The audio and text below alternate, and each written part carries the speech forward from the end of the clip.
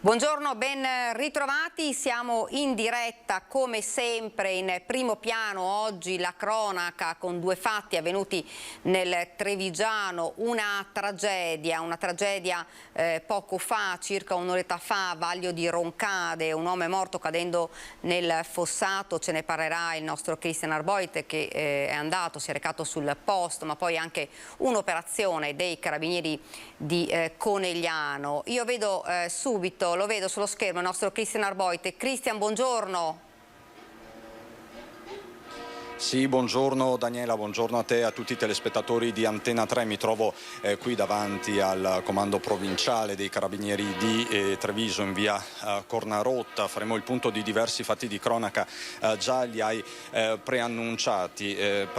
Sono qui con Simone Merlo che ringrazio, partirei dal fatto di cronaca che ha sconvolto nella mattinata di oggi la frazione di Vaglio di Roncade. Ci troviamo in un agriturismo, avete anche le immagini, siamo stati sul posto, l'agriturismo Campi di Grano, proprio di Vaglio di Roncade. Un uomo di 88 anni, o meglio 87, 88 la prossima settimana, Franco De Marco, originario del bellunese di Zoldo Alto, è stato ritrovato morto su un fossato, morto probabilmente annegato. L'uomo era uscito di casa di fatto questa mattina, poi non era più rientrato. Il figlio con la moglie hanno lanciato l'allarme e l'uomo è stato ritrovato in questo fossato vicinissimo all'abitazione, lo vedete anche dalle immagini, vicinissimo appunto all'abitazione, a questo agriturismo, e non c'era più nulla da fare. Probabilmente è scivolato, anche la pioggia di ieri sera da un certo punto di vista è stata letale. Sul posto gli operatori del SUEM 118 e anche i carabinieri per i rilievi di rito. La salma è stata affidata all'agenzia funebre di Roncade, si era mosso sul posto anche l'elicottero del SUEM 118 Le Cafoncello, ma appunto per l'uomo non c'era già più nulla da fare. Questa quindi la cronaca di giornata, ma mi trovo qui con Simone Merlo davanti al comando dei carabinieri di Treviso per parlare di un'importantissima operazione. Quante volte, Daniela, abbiamo parlato in questo periodo di furti in casa, di rapine, il fatto, quello più sconcertante, quello più scioccante, la morte di Adriano Armelin a Pieve di Soligo. Poi ci sono stati altri fatti, ovviamente con esiti fortunatamente meno gravi, ma che hanno comunque suscitato parecchio clamore, parecchia preoccupazione tra la popolazione. Come sai, i carabinieri sono sempre in prima linea per contrastare questi fenomeni di microcriminalità e non solo. Qui con me c'è il comandante della compagnia di Conegliano, Fabio Di Rezze. Sì, buongiorno, che ci spiega questa operazione. Di fatto è stato arrestato un rapinatore seriale, mi verrebbe da dire. Esattamente, ieri nella tarda serata i militari della stazione di Susegana, dopo un'attività di indagine molto serrata, sono riusciti ad arrestare questo rapinatore nei pressi della stazione ferroviaria di Susegana. Il soggetto si è reso autore di una serie di rapine in breve sequenza l'una all'altra, gravi perché commesse nei confronti di cittadini anziani che vivevano da soli. Fortunatamente, grazie alle attività di indagine strettissima, siamo riusciti ad assicurarlo alla giustizia. Ecco, in un caso, se non ricordo male, una vittima è stata visitata per ben 2 volte dallo stesso soggetto. Esattamente, sì. Il soggetto, approfittando della differenza di età e del timore psicologico che instillava nel soggetto anziano, era tornato addirittura 2 volte nel giro di 2 o 3 settimane nella stessa parte offesa. Quindi i fatti contestati sono dell'aprile e maggio di quest'anno? Sì, fine aprile, inizi di maggio del 2022. Ecco, dove lo avete trovato questo soggetto? Siamo riusciti a rintracciarlo ieri sera presso la stazione dei treni di Susegana. E adesso dove si trova? Adesso è associato al carcere di Vicenza. Associato al carcere di Vicenza. Sì. Ha detto qualcosa al momento dell'arresto? Al momento dell'arresto no, non ha detto nulla. Ecco, mentre le vittime, ecco, perché è importante ribadire anche questo, i carabinieri non solo si occupano della prevenzione e poi anche della repressione del reato, ma state vicino anche alle vittime, c'è tutto un impegno anche psicologico di assistenza che ben abbiamo visto nel periodo della pandemia. Daniela, mi conferma questo? Assolutamente sì, tutte le vittime, ma in particolare i soggetti deboli, cerchiamo sempre di aiutarli nel più possibile, anche con il supporto psicologico. E tanto è vero che nonostante le minacce ricevute dal soggetto di origine marocchina, i signori sono venuti a denunciare con serenità comunque l'evento accaduto. Ecco, quindi un fatto, lo leggo, risale appunto al 5 aprile, in questo caso appunto la rapina a Susegana in un'abitazione ai danni di un uomo di 65 anni, poi invece il doppio episodio, uno del 23 aprile, l'altro del 5 maggio, quindi recentissimo, ai danni della stessa persona, questo 79enne. Ecco, questo 79enne come lo avete trovato in particolare? È abbastanza sconvolto, anche perché io sottolineerei l'abiettezza proprio della fattispecie di reato, perché è commessa su soggetti deboli e per cifre sostanzialmente irrisorie, pochi euro, ma che potevano comportare danni pesanti per le parti offese, perché il soggetto tendeva a spintonarli, quindi a farli cadere per terra, oltre che a minacciarli. Nel primo caso l'uomo di 65 anni, la vittima, riportava lesioni al collo e alla spalla. Appunto, per una cifra modica. Il rischio era pesante, come è successo in un'altra città della provincia di Treviso, però fortunatamente, diciamo così, siamo riusciti a intervenire in tempo questa volta. Ecco, questo è importante perché diciamo che questo ha fatto la differenza e ha permesso appunto che l'epilogo non fosse diverso. Certo. Grazie anche alla conduzione della Procura di Treviso siamo riusciti a chiudere il cerchio delle indagini nel giro davvero di pochissimi giorni e grazie soprattutto alla presenza sul territorio degli uomini della stazione di Susegana che ha permesso di individuare abbastanza celermente il presunto. Ecco, immagino che l'appello, ma è giusto ribadirlo, resti sempre quello a fare rete, a collaborare con le forze dell'ordine, a cogliere i segnali che arrivano dal territorio. Assolutamente sì, i miei militari, così come tutti quanti i carabinieri sul territorio nazionale, sono pronti a raccogliere qualsiasi cittadino che abbia problematiche di natura penale ma anche psicologica e dargli comunque supporto in ogni situazione.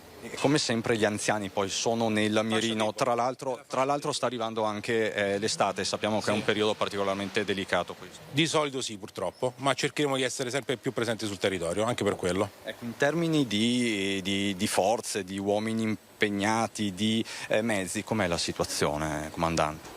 Noi presidiamo abbondantemente e sufficientemente la zona della Compagnia di Conegliano per quanto mi riguarda, ma anche tutta la provincia di Treviso è abbondantemente controllata. Quindi insomma lei si sente di lanciare un messaggio di rassicurazione alla cittadinanza? Assolutamente sì, come cittadino in primo luogo.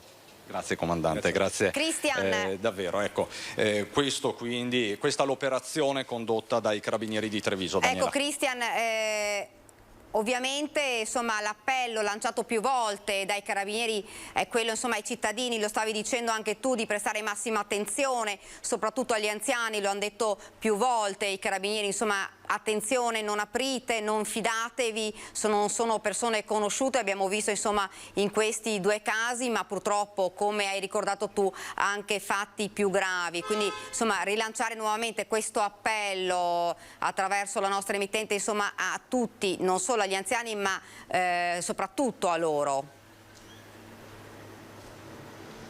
Assolutamente Daniela, poi noi ci occupiamo di cronaca e sappiamo bene cosa questo significhi anche in termini proprio di impatto sociale, impatto sulle comunità, impatto sulle famiglie, impatto su questi soggetti più fragili. Non ci sono solo le rapine, non ci sono solo i furti, ma ci sono anche altre tipologie di reati che sono cresciuti con il tempo, anche le truffe online di varia natura che non riguardano soltanto gli anziani ma che vedono spesso gli anziani nel mirino. Ovviamente sono tutti fronti attenzionati dalle forze dell'ordine.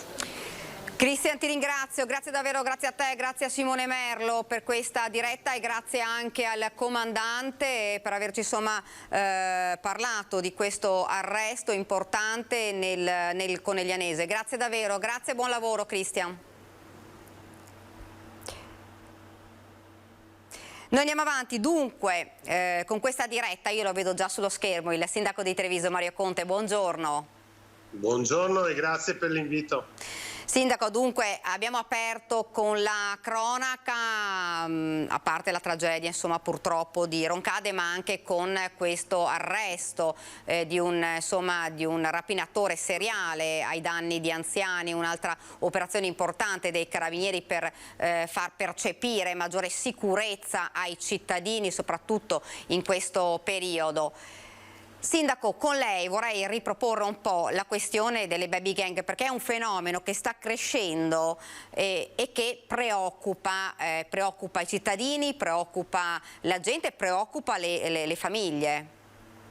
Sì, intanto consentitemi un ringraziamento e faccio davvero i complimenti all'Arma dei Carabinieri, più in generale alle forze dell'ordine, al Questore, alla Guardia di Finanza, a tutte le polizie locali, perché il tema della sicurezza è un tema che ci vede tutti impegnati in prima linea, perché ricordiamo con orgoglio che noi rappresentiamo la città capoluogo nel mio caso, ma più in generale un territorio che è sempre in testa alla classifica nazionale per la sicurezza. Quindi è un territorio tra i più sicuri d'Italia, molte volte proprio il più sicuro, nella recente classifica eravamo il più sicuro, però questo non significa che non sia un territorio esente da situazioni che tolgono la serenità ai nostri cittadini, come quello che hanno appena risolto i carabinieri, soprattutto quelle rapine ai danni delle persone anziane sono terribili, soprattutto per gli effetti collaterali, cioè quella percezione di insicurezza che generano nelle nostre comunità. Quindi l'operazione che è stata fatta è importantissima, è segno evidente che le forze dell'ordine ci sono, hanno le tecnologie adeguate per poter far fronte a questo aspetto. L'obiettivo è quello di riuscire a prevenire. Non sempre si riesce, perché molte volte i protagonisti di queste azioni criminose o sono a bande che si muovono e quindi arrivano nei nostri territori senza che le forze dell'ordine le conoscano, oppure sono episodi singoli che si possono manifestare in qualsiasi ora del giorno, in qualsiasi luogo della provincia. Ecco, noi continueremo a tenere alta l'attenzione e ad investire sulle videocamere di sicurezza, sui targa system, a incrementare gli organici delle polizie locali e le tecnologie a disposizione. Chiediamo però, per esempio, al Ministro Lamorgese di rivedere quella scelta che noi riteniamo assolutamente sbagliata di escludere Treviso, per esempio, dal progetto Strade Sicure, che vedeva la presenza assolutamente rassicurante dell'esercito in alcune zone, quelle notoriamente un po' più critiche della nostra città, come può essere la zona della stazione. Ecco, il governo, il ministro Lamorgese ha tolto questo presidio militare a causa dei tagli, ovviamente, dei costi per le forze dell'ordine e in questo caso per le azioni militari, e quindi la nostra città e il nostro territorio risulta penalizzato da questa scelta. Ricordo che in Veneto subiscono questa scelta così drastica, addirittura togliendo il presidio, sia Treviso che Vicenza, mentre gli altri capoluoghi di provincia hanno visto una diminuzione della presenza che è altrettanto grave. Ecco, Sindaco, cosa si può fare? Perché insomma, questo è un fenomeno, come dicevo prima, che preoccupa davvero le famiglie, perché le vittime sono giovanissimi, ma i rapinatori sono davvero anche loro giovanissimi. Sì, è molto preoccupante, ce lo siamo detti tante volte, è evidente che questo problema, se si risolve con le forze dell'ordine, è un intervento tardivo che compromette quasi sicuramente il futuro di questi giovani, che molte volte hanno 14, 15, 16 anni, quindi giovanissimi, che dovrebbero invece rappresentare il futuro dei nostri territori. Consentitemi di dire però che la stragrande maggioranza dei giovani sono invece molto seri, attenti, rispettosi, si impegnano in campo sportivo, culturale, sociale, e ci stanno dando delle soddisfazioni.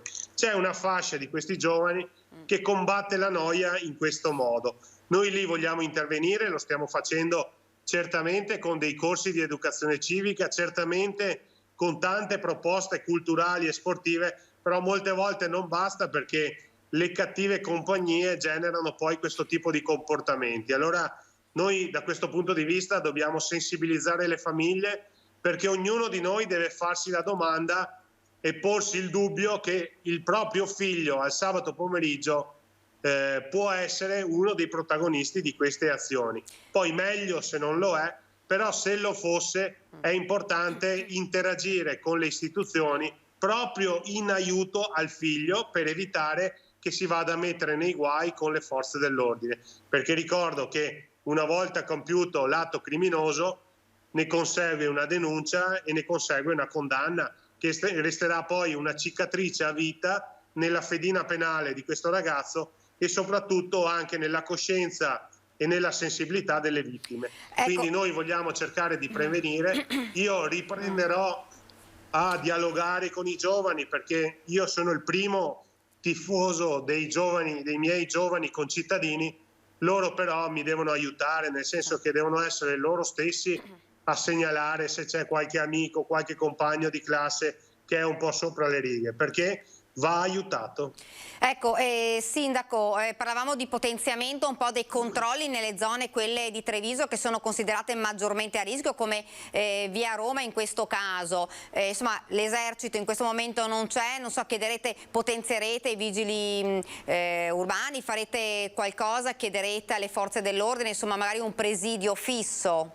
Ma guardate, nell'ultimo weekend, che tra l'altro è stato un weekend importantissimo per la città di Treviso da un punto di vista turistico, culturale, da un punto di vista di presenze dei cittadini in città, che è stato un weekend straordinario, abbiamo messo in campo un dispiegamento di forze dell'ordine importante. Ringrazio il questore e tutti gli agenti della Polizia di Stato, perché hanno praticamente identificato tutti i ragazzi che scendevano dai pullman e dalla provincia venivano in città. Le polizie locali sono impegnate a 360 gradi con grandi sforzi anche da parte loro da un punto di vista di risorse umane, però voglio dire, non possiamo nemmeno pensare di militarizzare le città, perché i ragazzi non riescono a rispettare le regole di buon senso e di convivenza civile all'interno di una città. Io richiamo sempre alla responsabilità i genitori e ripeto,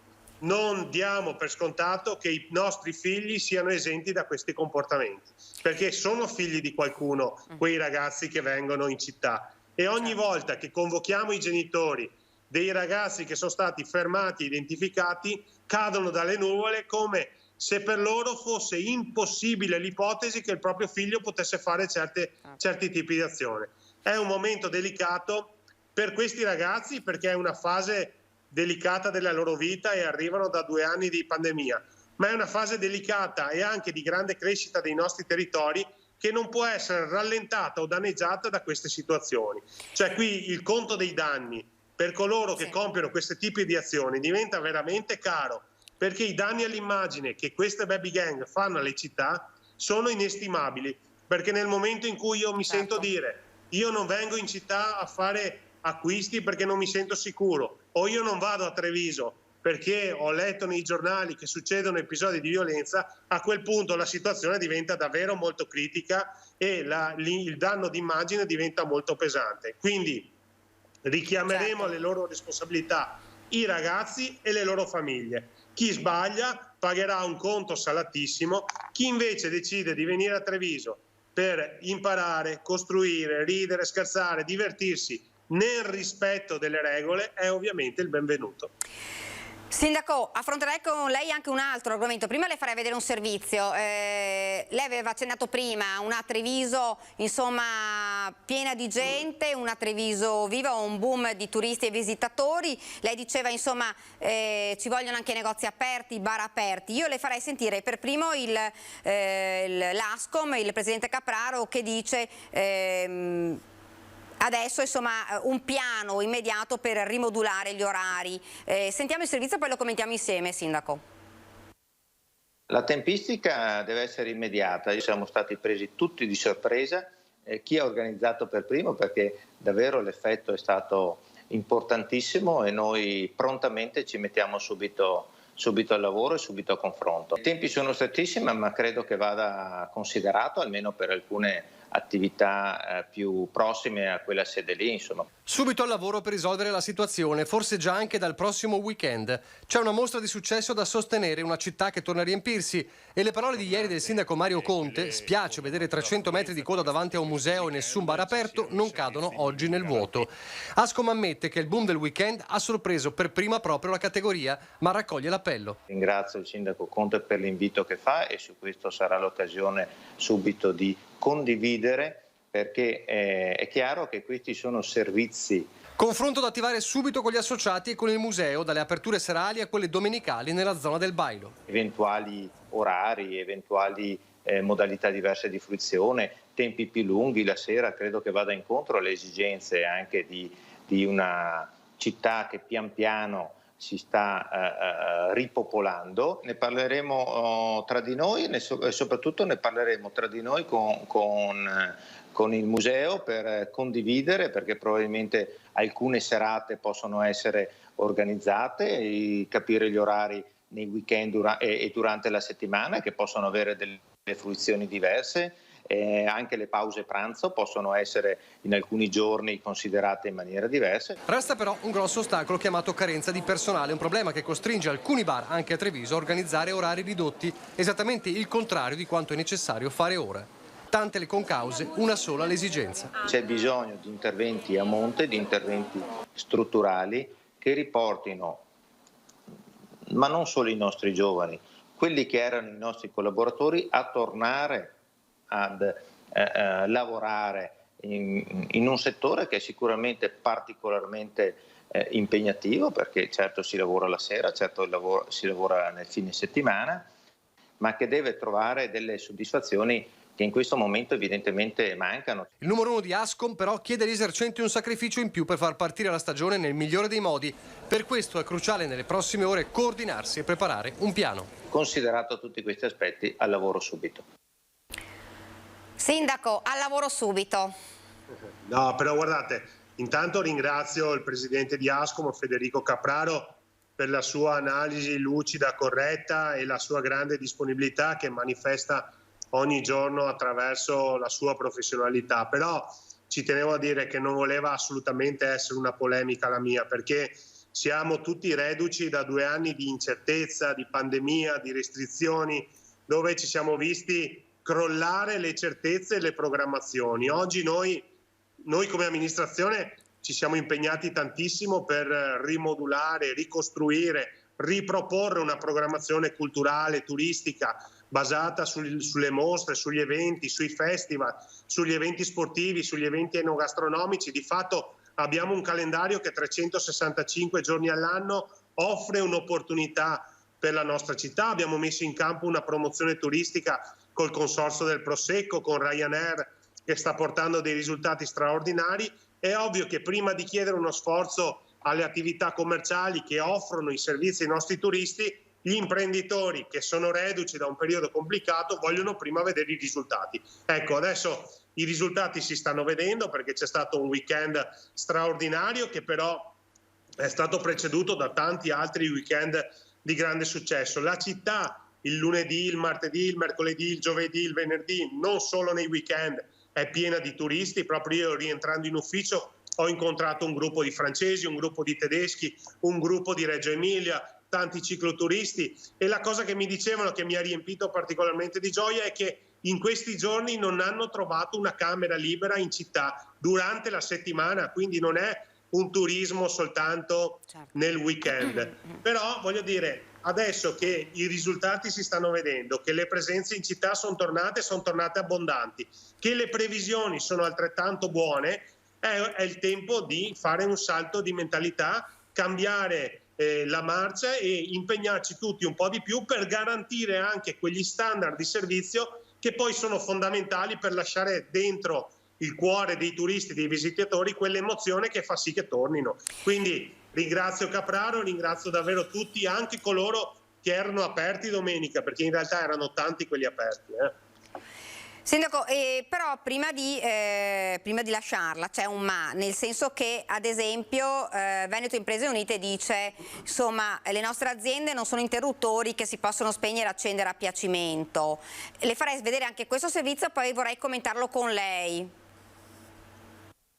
Le nostre aziende non sono degli interruttori, non si possono chiudere, non si potevano chiudere con un decreto legge dall'oggi al domani negli ultimi 2 anni, e ora allo stesso maniera non si possono accendere semplicemente perché viene inaugurata una mostra. Troppo facile dire aprite con uno schiocco di dita. Veneto Imprese Unite entra nel dibattito su bar e locali chiusi nella domenica boom per la mostra su Canova, mettendo in primo piano un aspetto chiave, la programmazione a lungo termine. Mettere in piedi un processo, ad esempio per alcune aziende familiari, in cui devi andare a coinvolgere personale e andare ad assumere forza lavoro per poter sostenere aperture 7/7, non è così automatico, non è così veloce, e bisogna dare del tempo a queste aziende perché entrino in questo meccanismo, e soprattutto bisogna dargli un progetto che vada oltre la mostra. Altro punto da non sottovalutare, secondo Penzo Aiello, la questione generazionale che investe attività di famiglie storiche. Nonostante siano l'eccellenza della ristorazione trevigiana, hanno magari dall'altra parte avuto problemi a compiere questo gap, a colmare questo gap generazionale, e quindi non sono in grado di rispondere alle esigenze del nuovo mercato, un mercato di turisti. Di fondo resta sempre il problema, un organico da rimpolpare cercando soluzioni.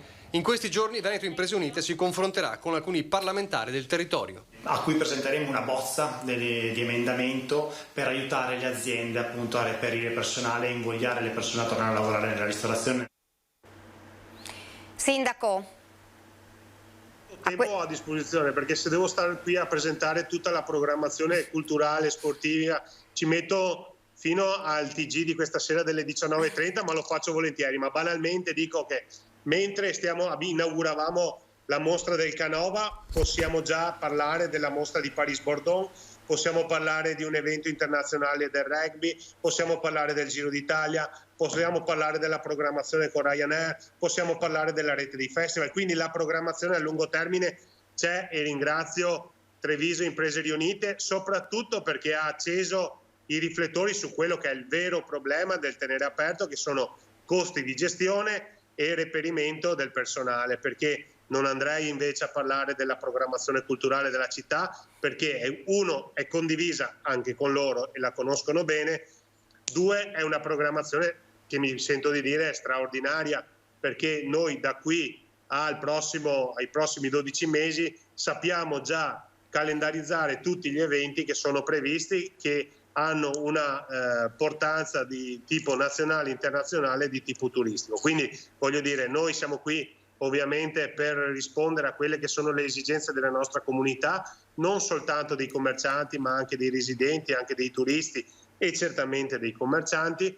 Loro devono fare uno sforzo in più una volta che hanno visto che i risultati ci sono. Io non pretendo che uno investa a occhi chiusi sulla fiducia, perché qui ognuno fa i conti con le proprie disponibilità e rischiano del loro. Però dico, adesso che i risultati si vedono, è tempo di rimboccarsi le maniche, come diceva il presidente Capraro, e di fare quel salto di qualità di cui la città ha bisogno per offrire un'emozione in più. Sindaco, la ringrazio, grazie davvero. Scusi, ultima cosa, volevo dire, tenete conto che la città oggi si presenta, e quindi parlo sia di Ascom che di Treviso Imprese Riunite, per far capire quanto stiamo andando incontro a quella categoria che ogni tanto un pochino si lamenta. Siamo passati da 3.300 metri quadri di plateatici a 7.000 metri quadri di plateatici messi a disposizione anche degli associati di Treviso Imprese Riunite e di Ascom, proprio perché possano offrire un'esperienza emozionale ai visitatori e ai turisti. Quindi dico, le condizioni ci sono tutte. Basta soltanto trovare il personale, e quindi è giusto che interpellino la politica romana, e poi metterci un po' di impegno in più, perché i risultati e i turisti oggi ci sono, e quindi l'opportunità anche per loro va colta assolutamente. Grazie davvero, grazie Sindaco, grazie per essere stato con noi, grazie. Grazie a voi. Buon lavoro Sindaco. Adesso noi ci spostiamo subito nel veneziano, dove per noi c'è la nostra Anna Maria Parisi con Sandro Ponchio e si trova al Petrolchimico, dove sono già 6 giorni di occupazione. Anna Maria, buongiorno. Eccoci, buongiorno Daniela, a te e a tutti i nostri telespettatori e telespettatrici. Dicevi bene, 6 giorni di presidio dei sindacati della CGIL e dei lavoratori qui al capannone del Petrolchimico di Porto Marghera in via Bottenigo per ribadire l'urgenza e l'importanza di una programmazione su Porto Marghera con la questione Eni in primo piano e anche di riflesso la questione non da poco, questa del capannone che, lo ricordiamo, è stato acquisito dal Comune di Venezia per circa 4.000 euro, poco più, da Eni, di cui però non c'è stato un accordo da parte della Giunta Brugnaro con i sindacati, così come gli stessi avevano chiesto. Dopo 6 giorni di presidio è arrivato da Roma il segretario generale con delega all'industria della CGIL, Emilio Miceli, che adesso sta tenendo una conferenza stampa con i colleghi anche della carta stampata e del web con me. Accanto a me lo ringrazio, Daniele Giordano della CGIL Venezia, per fare un po' insieme il punto, Giordano, sulla situazione a Porto Marghera. Prima nel suo intervento dal palco Miceli diceva subito un tavolo con i vertici Eni, subito una programmazione e investimenti certi su Porto Marghera. Sì, questa mattina qui si è tenuto l'attivo dei delegati dell'industria, di questa vertenza, lavoratori che rivendicano un piano industriale per questo territorio. Quello che noi come CGIL da settimane continuiamo a sostenere è che la scelta di chiudere il cracking non è una scelta che dà prospettiva industriale a questo territorio, perché i piani di riconversione non ci paiono credibili, attuabili e non ci paiono concreti. Per questo abbiamo chiesto ad Eni, e Miceli lo ha fatto con forza come segretario nazionale, un tavolo vero, specifico su questo territorio, perché l'antidoto alla monocultura turistica è una Marghera industriale che crei certo un'industria sostenibile che sta dentro il percorso anche di rigenerazione che stiamo facendo di questo territorio, che va fatto con investimenti, ma ad oggi queste garanzie noi non le vediamo, non le vedono le centinaia di lavoratori coinvolti, sia ovviamente quelli dipendenti diretti di Eni, come anche quelli degli appalti, pensiamo alle pulizie, le mense, le manutenzioni, centinaia di posti di lavoro a rischio in una situazione in cui probabilmente quelli più garantiti verranno in qualche modo salvaguardati e quelli degli appalti rischiano di essere quelli che poi vengono stritolati in questa logica. Allora noi vogliamo un impegno concreto di Eni e chiediamo al Comune di Venezia di essere protagonista di questa discussione. Vogliamo impegni concreti anche del Comune, il Comune solleciti insieme al sindacato un tavolo per discutere del futuro di questo territorio. Marghera non è morta, Marghera non sono campi abbandonati, ma deve essere il rilancio e la riconversione di una nuova industria nel nostro territorio. Nel frattempo, Giordano, vedo che da una settimana a questa parte è spuntato un nuovo striscione, questo alle nostre spalle, è la nostra storia, studenti e lavoratori uniti. Questa è della rete degli studenti, c'è stato un incontro con loro? Ma gli studenti sono venuti qui a portare il loro sostegno, la loro solidarietà, la loro vicinanza ai lavoratori, perché spesso le battaglie del lavoro sono battaglie di conquista generale dei diritti. Noi siamo in questo capannone da giovedì scorso. Non lo stiamo abbandonando giorno e notte perché vogliamo che questo capannone sia luogo di futuro, non solo di memoria, luogo in cui discutere insieme, sindacato, cittadini, lavoratori, studenti, per immaginare insieme il futuro del nostro territorio. Ci sono risorse ingenti col PNRR e l'unica proposta che abbiamo eletto è quella di investirli su uno stadio. Francamente ci pare che la priorità invece debba essere creare lavoro, creare sviluppo, creare occupazione in questo territorio, occupazione di qualità e stabile e chiaramente anche innovativa, di qualità. Per questo anche gli studenti sono qui a manifestare il loro sostegno, perché vogliono che si costruiscano le condizioni per un lavoro stabile di lungo periodo e di alta qualificazione, perché l'altra cosa che va scongiurata è che Porto Marghera diventi un luogo di bassa qualificazione con salari bassi e lavori precari. È quello che dobbiamo scongiurare e il simbolo di questa lotta nel capannone sta a significare proprio questo. Ecco, intanto ringrazio Daniele Giordani per questa puntualizzazione e ricordiamo che domani ci sarà un altro appuntamento, domani sera qui. Non dico che sarà la serata pizza, ma sarà una serata, una cena aperta a tutta la comunità. Sì, noi stiamo aprendo questo capannone, domani ci saranno i metalmeccanici di tutte le province del Veneto, venerdì tutte le leghe dei pensionati del Veneto con il segretario nazionale Pedretti, domani con il segretario generale della FIOM Michele De Palma, quindi stanno portando sia dal Veneto, da fuori dal Veneto, ma anche dalla città il loro sostegno. Quello che noi faremo nelle prossime settimane, nelle prossime sere, è continuare come abbiamo fatto anche lunedì nel confronto tra Seghe e Cofferati, rendere vivo questo luogo, continuare a farlo essere come è sempre stato un luogo aperto di discussione alla città. Ringrazio Daniele Giordano della CGIL Venezia. Nel frattempo, se abbiamo ancora qualche minuto, Daniela, vorrei sentire anche un altro rappresentante sindacale. Dimmi tu se abbiamo ancora tempo a disposizione. Sì, Anna, puoi andare avanti, qualche minuto. Sì, prego. Allora mi può raggiungere, grazie. Ecco, si metta di qua, se no va bene, abbiamo impallato la telecamera. Abbiamo parlato dell'effetto domino, di come chiudendo il cracking di riflesso ci sarebbero tantissimi altri posti di lavoro a rischio, a cominciare da quelli della mensa, pulizie e non soltanto. Vigilanza. E vigilanza, esatto. Allora, Bugnoli, nome e cognome e qualifica. Andrea Brignoli, segretario provinciale della Filcams CGIL di Venezia. Di quanti posti di lavoro stiamo parlando? Ma qui dentro al petrolchimico che noi seguiamo sono i lavoratori dei servizi in appalto e, come abbiamo detto, i lavoratori della mensa, delle pulizie, lavoratrici di pulizie, disinfestazione eccetera, i lavoratori della vigilanza.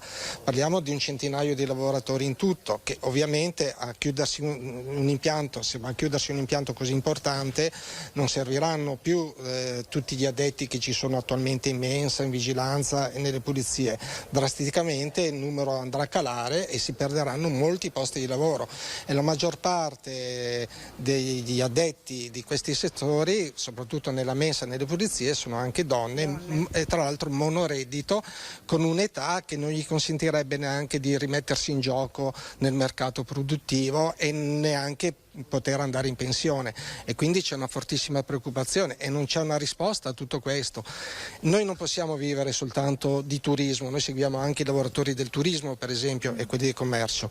Ecco, non si può vivere a Venezia solo di turismo, il bacino industriale serve comunque come bacino di contenimento, dove ci sono tanti posti di lavoro, dai chimici, ai metalmeccanici, gli edili anche, e in questo caso anche i lavoratori dei servizi in appalto, che in questo caso come gli altri andrebbero a rischio di perdere il posto di lavoro senza potersi dopo rimettere in gioco, e quindi il nostro territorio si andrà a impoverire in tutti i sensi. Ecco, prima di restituirti la linea, Daniela, un minuto soltanto per mettere in evidenza anche un aspetto fondamentale che riguarda anche gli stessi rappresentanti sindacali. Prima lei mi diceva, Brignoli, di come abbia lei stesso perso il sonno la notte perché viene costantemente contattato, chiamato al telefono di persona dai lavoratori, dagli operai e dalle operaie che dicono abbiamo l'incertezza per il nostro futuro, per le nostre famiglie, per i nostri figli. E lei stesso mi diceva: come posso io dormire con le preoccupazioni di tutte queste famiglie? Beh, sicuramente il problema prima del lockdown, adesso di chiudere le fabbriche e quant'altro, ha creato la perdita di molti posti di lavoro nei nostri settori. Sono delle persone che comunque erano iscritte al sindacato, che si ritrovano oggi senza il posto di lavoro e vengono da noi supplicandoci di aiutarli, ma ovviamente senza potergli dare una risposta, in quanto c'è poca possibilità di ricollocazione lavorativa, soprattutto nei casi, come ho detto, a una certa età, eccetera, eccetera.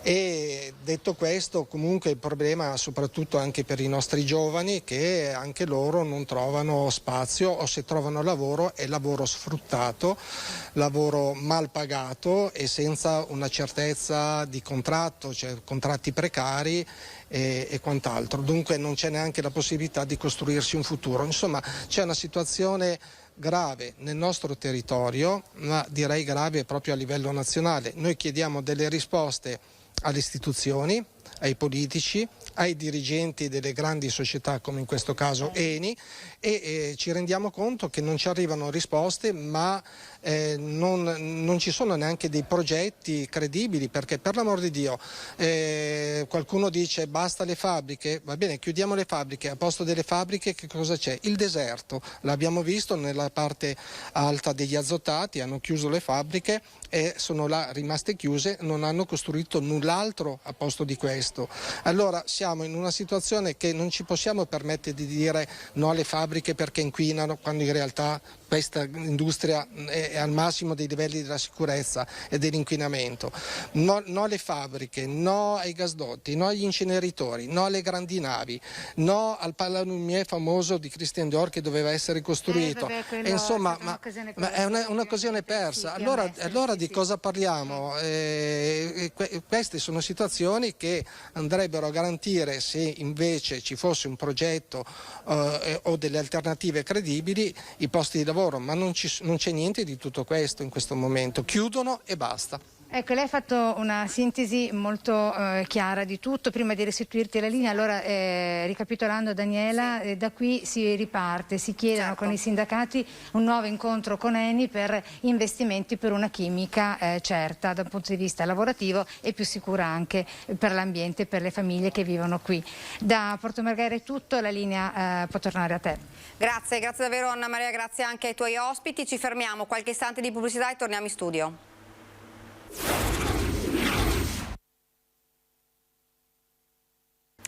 Siamo tornati nuovamente in studio. Intanto vi presento subito l'ospite che ci ha raggiunto qua, che è l'avvocato Stefano Pietrobondi Treviso. Buongiorno. Buongiorno a lei, buongiorno a tutti gli ascoltatori. Con lui affronteremo la questione della giustizia, della riforma della giustizia, parleremo anche della carenza di organico del personale nei vari tribunali. Prima però tornerei un attimo sulla cronaca dal Veneziano, perché è stato identificato l'uomo che ha perso la vita nel cassonetto degli abiti usati in via Spalti a Mestre. Ne avevamo parlato nel corso dei nostri telegiornali. Era un cittadino moldavo di nemmeno 30 anni, dipendente di Fincantieri, l'uomo che venerdì scorso ha perso la vita all'interno del cassonetto di abiti usati della Caritas in via Spalti a Mestre. La polizia è riuscita dunque a risalire alla sua identità. Ora resta da capire, dal momento che non si tratta di un senza tetto, come mai si trovasse lì dentro quella notte. Secondo gli investigatori, il ragazzo si sarebbe infilato autonomamente con la testa nel cassonetto e confidano di ottenere ulteriori riscontri dal video fornito dalle telecamere di videosorveglianza di un cittadino privato, nonostante le immagini non risultino particolarmente nitide. Nel filmato si vede l'uomo guardarsi un po' intorno con una pila, provare a entrare una prima volta nel cassonetto ma senza esito, osservare gli altri cassonetti e poi tornare su quello, questa volta riuscendo ad entrare ma con un esito infausto. Ci spostiamo nel Vicentino. Evade il fisco, la finanza sequestra beni e denaro ad un imprenditore conciario. Sentiamo. Redditi non dichiarati al fisco per 1 milione di euro. È scattato così il sequestro preventivo a carico di un imprenditore del settore conciario. I militari del comando provinciale della Guardia di Finanza di Vicenza, su delega della Procura Berica, hanno eseguito un sequestro preventivo a carico di 2 società che operano nel settore conciario, una SRL e una ditta individuale con sede ad Arzignano e Chiampo, e nei confronti del loro amministratore per un valore complessivo di oltre 200.000 euro. Sottoposte a sequestro somme di denaro giacenti su conti correnti, una polizza assicurativa e diverse partecipazioni societarie. Il provvedimento cautelare rappresenta l'epilogo di un'attività investigativa condotta dai finanzieri di Arzignano, che ha complessivamente consentito di constatare redditi non dichiarati al fisco per circa 1 milione di euro. Ed ora, l'avevo annunciato prima, parliamo di giustizia. Una riforma che la gente attende. Che cosa ci si aspetta, che cosa si potrebbe fare, ma cosa la gente in questo momento si aspetta da una riforma della giustizia, da una riforma della magistratura? Ma diciamo che in generale da anni, da molti anni, la collettività si attende una giustizia più veloce e anche più vicina all'utente della giustizia, che è sempre stata vista come lontana da chi a lei si rivolge. Lontana perché in un paese diciamo che è un po' organizzato in un sistema di caste, ognuna di queste, quelle degli avvocati in primis, diciamo, ha un atteggiamento di tutela corporativa che ovviamente ha degli riflessi negativi anche sul funzionamento del sistema in cui opera la singola casta. Ma non è solo questo evidentemente il problema. Certamente la gente si attende in generale che le cause si risolvano il più rapidamente possibile, le vittime dei reati che vengano accertate nel più breve tempo possibile le offese che hanno subito e gli stessi imputati hanno il diritto ad avere processi rapidi e giusti. A questa diciamo, esigenza, quindi questa aspettativa della collettività, si aggiunge anche un'aspettativa più, diciamo, non dico più elevata, ma che va più addentro nel problema, e cioè di una giustizia che rispetti le regole che il legislatore si è dato, perché in realtà questa esigenza di efficienza, che è diventato il mantra attorno al quale ballano i protagonisti, ha finito per penalizzare gli stessi esiti di queste riforme, perché in nome dell'efficienza e puntando solamente a risultati di tipo statistico è evidente che ne ha pagato la qualità del servizio reso. Queste sono le questioni fondamentali alle quali anche le riforme, chiamiamole Cartabia, anche se non sono tutte di paternità dell'attuale Ministro della Giustizia, criticità che si propone di risolvere. Questo è diciamo, il quadro generale. Certo che qualcuno dice sì, la magistratura, ci dovrebbe essere anche una revisione probabilmente del sistema giudiziario proprio in genere. Sì. Infatti diciamo, l'attuale, come ho chiamato prima, stagione di riforme, fa un po' ridere questa espressione perché, ripeto, è sempre stagione di riforme. La riforma Cartabia degli anni 20 e 22 fa seguito alla riforma Orlando del 17 e precedentemente alla riforma del 15-16, degli anni 2015-2016, che non hanno risolto il problema. Quindi si tratta di capire allora quali sono le vere radici del male giustizia che attanaglia un po' il sistema e che ci penalizza anche in ambito europeo. Prima di tutto certamente la carenza di risorse. Nessuno nega che ogni servizio statuale richiede delle risorse. Un paese caratterizzato da un alto tasso di illegalità, perché è innegabile, certo, richiede una risposta in termini di giustizia maggiore che l'Islanda, un paese molto piccolo e facile da controllare. E a questo si aggiunga la stagione di Mani Pulite. Non voglio fare valutazioni sociologiche o parasociologiche, ma certamente la stagione di Mani Pulite ha aperto scenari completamente diversi da quelli a cui siamo stati abituati nei primi 50 anni della nostra Repubblica, nella quale si è diciamo, slatentizzato il conflitto tra la magistratura in primis e la politica, che si è vista che è stata aggredita e che ha cercato di reagire. Questo conflitto non ha mai trovato un componimento. Oggi i toni sono più sereni, più tranquilli, anche se usciamo da uno sciopero lunedì della magistratura, che vorrebbe essere un atteggiamento più aggressivo, ma in realtà, a parte l'insuccesso di questa iniziativa, diciamo che il clima è di maggiore collaborazione. La magistratura ha le sue colpe e molti magistrati ormai lo riconoscono apertamente. La magistratura non ha mai guardato al proprio interno per rimediare a determinate derive che la riforma Cartabia si propone di risolvere con una delle sue riforme, quella dell'ordinamento giudiziario, quindi non un controllo della magistratura. Questa è una narrazione che veramente fa a pugni con la realtà, ma certamente una modifica dei sistemi di nomina dei magistrati, di elezione dei componenti del Consiglio Superiore della Magistratura, di valutazione della loro professionalità. Ecco, per i cittadini che dovrebbero andare a votare, che cosa cambierebbe? Allora, gli auspici... Tecnicamente lo diciamo. Sì, con queste riforme intende lei, certo. Allora, queste riforme dovrebbero comportare negli auspici del governo una riduzione del 25% dei tempi della giustizia penale, che è di gran lunga la più lunga in Europa, e del 40% delle cause civili. Quindi questi sono gli obiettivi che i nostri organi politici si propongono. Sono realizzabili? Certamente tutti dobbiamo lavorare per questo risultato, perché così com'è il sistema non regge e non reggerebbe, ma non posso nascondere una certa, diciamo, prudenza, non dico pessimismo, a fronte del fatto che, ripeto, numerose riforme messe in cantiere e anche approvate non hanno portato questo risultato negli stessi termini che si auspicava con quelle precedenti. Per cui certamente diciamo che se vanno in porto queste riforme sicuramente ci sarà una riduzione dei tempi. La qualità del servizio giustizia, su quello ho alcune riserve. Ecco, uno dei punti insomma, che sono stati discussi anche in questi giorni e che hanno messo in evidenza proprio i magistrati, gli operatori dei tribunali, è una carenza cronica proprio del personale anche, che crea ulteriori problemi nei tribunali. Sicuramente. Sicuramente sì, io come tantissimi altri avvocati che abbiamo l'opportunità di girare per diversi uffici giudiziari, sia nel territorio veneto ma in generale di tutta Italia, possiamo fare dei confronti. Certamente Treviso patisce una crisi di risorse umane, ma non dimentichiamo, vedo che va l'immagine del Tribunale di Vicenza, che Vicenza per anni ha patito questa stessa criticità e tuttora la patisce.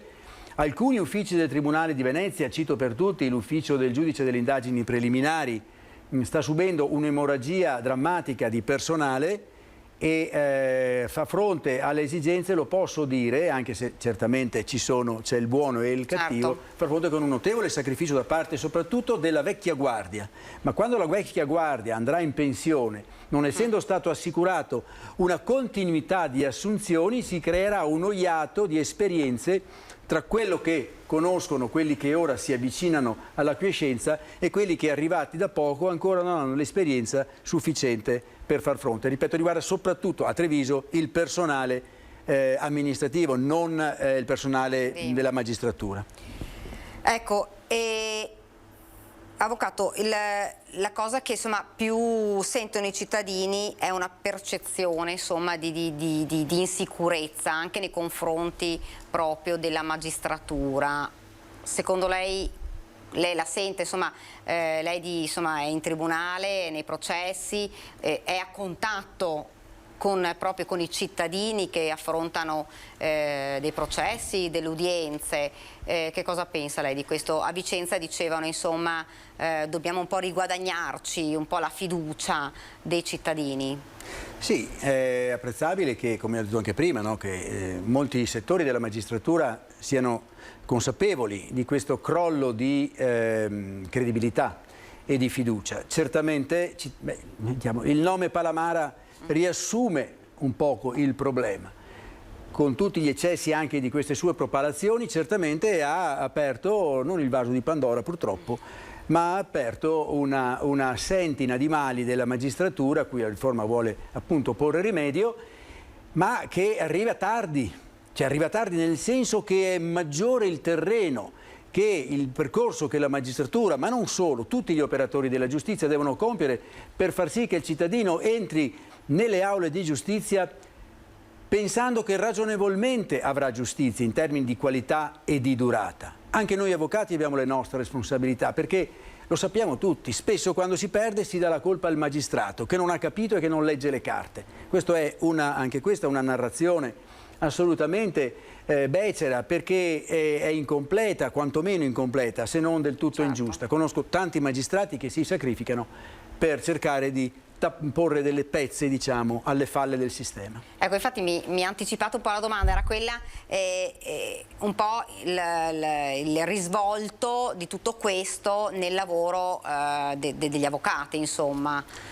Sì, noi avvocati non siamo le vittime. Ripeto, siamo protagonisti e responsabili di ciò che accade, di ciò che è accaduto. Però in certa misura siamo tra l'incudine e il martello. Siamo tra il martello del cliente, che vede in noi il primo interlocutore e che ci considera i mediatori verso la giustizia, tra loro e la giustizia, e l'incudine, cioè la rigidità di un sistema che queste risposte non sempre riesce a dare. E ripeto, pur con tutte le nostre colpe, le colpe di noi avvocati, certamente ci troviamo nella situazione di dover giustificare ritardi, inefficienze e ingiustizie pagando a volte con la revoca del mandato o la difficoltà di recuperare la parcella a fronte di risultati che non sempre dipendono dalla incapacità di noi professionisti. E ricordiamo insomma che questo è uno dei settori fondamentali insomma della vita dei cittadini, questo dobbiamo dirlo. Sì, il cittadino lo sente sulla propria pelle. Ciascuno di noi, quasi tutti noi, lo abbiamo prima o poi sperimentato, il sistema giudiziario, e quindi in termini di pervasività si avvicina alla sanità. La sanità, tutti abbiamo avuto a che fare con la sanità. La sanità e l'efficienza o l'inefficienza di quel sistema, il sistema salute, è sicuramente maggiormente percepibile, mentre il sistema giustizia, che tocca quasi tutta la collettività, non è sempre interpretabile dai soggetti e dagli utenti perché ha un tecnicismo particolare che non sempre può essere ovviamente colto da chi non ha gli strumenti. Prima poi di farle un'altra domanda, io andrei a Padova perché ho visto prima, non so se ancora, eccola qui, la vedo, la nostra Chiara Gaiani che parla insomma della processione, torna dopo tanto la processione per Sant'Antonio. Chiara, buongiorno. Buongiorno Daniela, buongiorno ai telespettatori. 2 anni di pandemia non avevano permesso che si svolgesse la tradizionale processione per la festa di Sant'Antonio il 13 giugno. Dopo 2 anni ritorna nella sua forma tradizionale la statua del santo che esce dalla basilica dopo la solenne celebrazione delle 17. Ripercorre proprio le vie della città dove va benedicendo. Padre Antonio Ramina, che ci ha raccontato come si svolgerà quest'anno tutto il mese in onore del santo. Da 16 anni ormai il comune con la basilica, la comunità dei frati del santo, insieme a varie organizzazioni, tra cui anche il comune di Padova, organizzano un calendario di eventi ribattezzato Giugno Antoniano. Padre Antonio Ramina ci ha detto come questa forma di comunione, perché di questo si tratta, perché alla processione lavorano davvero tantissime persone, ritornerà nella forma tradizionale a cui i padovani sono molto affezionati. Padovani, ma non solo, perché alla processione per le vie della città si aggiungono anche molti pellegrini che arrivano davvero da ogni parte del mondo il 13 giugno per la festa del Santo a Padova. Noi ci troviamo con il collega Federico Cibotto all'interno del chiostro della Magnolia, proprio all'interno della Basilica del Santo, nel territorio della Basilica del Santo. Già si vedono alcuni gruppi di pellegrini, ve l'abbiamo raccontato anche nei giorni scorsi. Padre Antonio Ramina, il rettore della Basilica, ci raccontava che la domenica la Basilica davvero si riempie di pellegrini. Un 13 giugno che quest'anno avrà un'anticipazione particolare nella giornata precedente, cioè nella giornata del 12 giugno. Ci sarà infatti una solenne rievocazione storica con 200 figuranti che partirà da Campo San Piero all'alba alle 5:45 dai santuari antoniani e ripercorrendo le vie percorse da Sant'Antonio Morente, che era a Campo San Piero in quei giorni e desiderò tornare nella chiesetta di Santa Maria Mater Domini all'interno della città di Padova per incontrare il Signore, ripercorrerà proprio la strada percorsa dal santo, che venne deposto su un carro trainato dai buoi e accompagnato dai frati tornò appunto da Campo San Piero a Padova. Abbiamo detto 200 figuranti, un momento fortemente voluto dalle comunità che toccherà questa solenne rievocazione storica, e quindi le comunità di Campo San Piero, di Borgoricco, Campodarsego e Cadoneghe. Sarà organizzata dal Proloco, ma è stata proprio una richiesta, ci raccontavano nel corso della presentazione degli eventi del Giugno Antoniano, una richiesta che è arrivata dal basso. Perché Antonio, ve lo abbiamo raccontato in vari modi anche in tutti i nostri servizi, è davvero un amico della gente. Padre Giancarlo Zamengo ricordava come il gesto di posare la mano sulla tomba del santo per un'invocazione, per una preghiera particolare, un gesto rituale, è davvero molto carico di significato. Ecco, in quel 13 giugno immaginiamo che davvero ci sarà una coda, ritorneremo a vedere il sagrato gremito di pellegrini già dalle prime ore del mattino, la basilica si apre alle 6 e sarà davvero insomma una festa che forse segnerà un po' questo momento di passaggio e di liberazione dopo i 2 anni faticosi che noi abbiamo vissuto. Grazie a te, grazie anche a Federico Cibotto, grazie e buon lavoro. Bene, allora noi per chiudere insomma della giustizia chiedo all'avvocato Pietro Bon, si poteva fare qualcosa di più, si potrebbe fare qualcosa di più rispetto a quello che è in cantiere e soprattutto cosa si aspettano gli avvocati? Allora, cosa dobbiamo proporci quando reciteremo il Sequeris, no? Visto che stiamo parlando di Sant'Antonio. Allora, si poteva fare di più dal punto di vista dell'avvocatura, ovviamente io parlo in termini di separazione delle carriere, tra la carriera e la funzione requirente, quella dei pubblici ministeri, e la funzione giudicante. Secondo noi non è pensabile che un pubblico ministero che ha, diciamo, come conformazione professionale quella di perseguire i reati passi tranquilla. Adesso la riforma prevede delle limitazioni su questi passaggi, ma ancora sono possibili. Dicevo, passi poi alla funzione giudicante e questa è una riforma incompleta sotto questo punto di vista ed è oggetto tra l'altro di uno dei referendum. Sicuramente un aumento delle risorse in termini di personale amministrativo, il PNRR prevede l'assunzione di 16.000, mi pare circa 16.000 soggetti che però hanno un contratto a termine, mi pare biennale. Per cui alla fine si cominciano a creare professionalità che poi nuovamente si perdono e diciamo in generale un atteggiamento diciamo, da parte della magistratura più aperto a ridurre per esempio gli incarichi fuori ruolo. Anche quello si poteva fare. Ci sono circa 200-250 magistrati che svolgono funzioni diverse da quelle giurisdizionali, consulenti presso i ministeri, certo, presso organi costituzionali. Anche lì, a nostro avviso, si poteva e doveva intervenire in maniera più sensibile. Ultimo aspetto, la riduzione delle misure cautelari, che è oggetto anch'esso di uno dei referendum. Certamente le misure cautelari sono state abusate, il ricorso alle misure è stato abusato da parte dei pubblici ministeri e dei giudici che le hanno concesse, a fronte di un tasso di assoluzioni nel merito dalle accuse che veramente grida vendetta, perché una persona che soffre una misura cautelare, soprattutto ovviamente la carceraria, e poi si vede assolvere, è un'ingiustizia che non trova riparo. Le recenti vicende della Procura di Milano ne sono un lampante esempio. Avvocato, invece voi che cosa vi aspettate? Noi avvocati ci aspettiamo... Io come avvocato personalmente mi aspetto che l'avvocatura faccia anch'essa un esame di coscienza di tanti errori compiuti nella conduzione della nostra professione. Ci aspettiamo un dialogo più proficuo con la magistratura.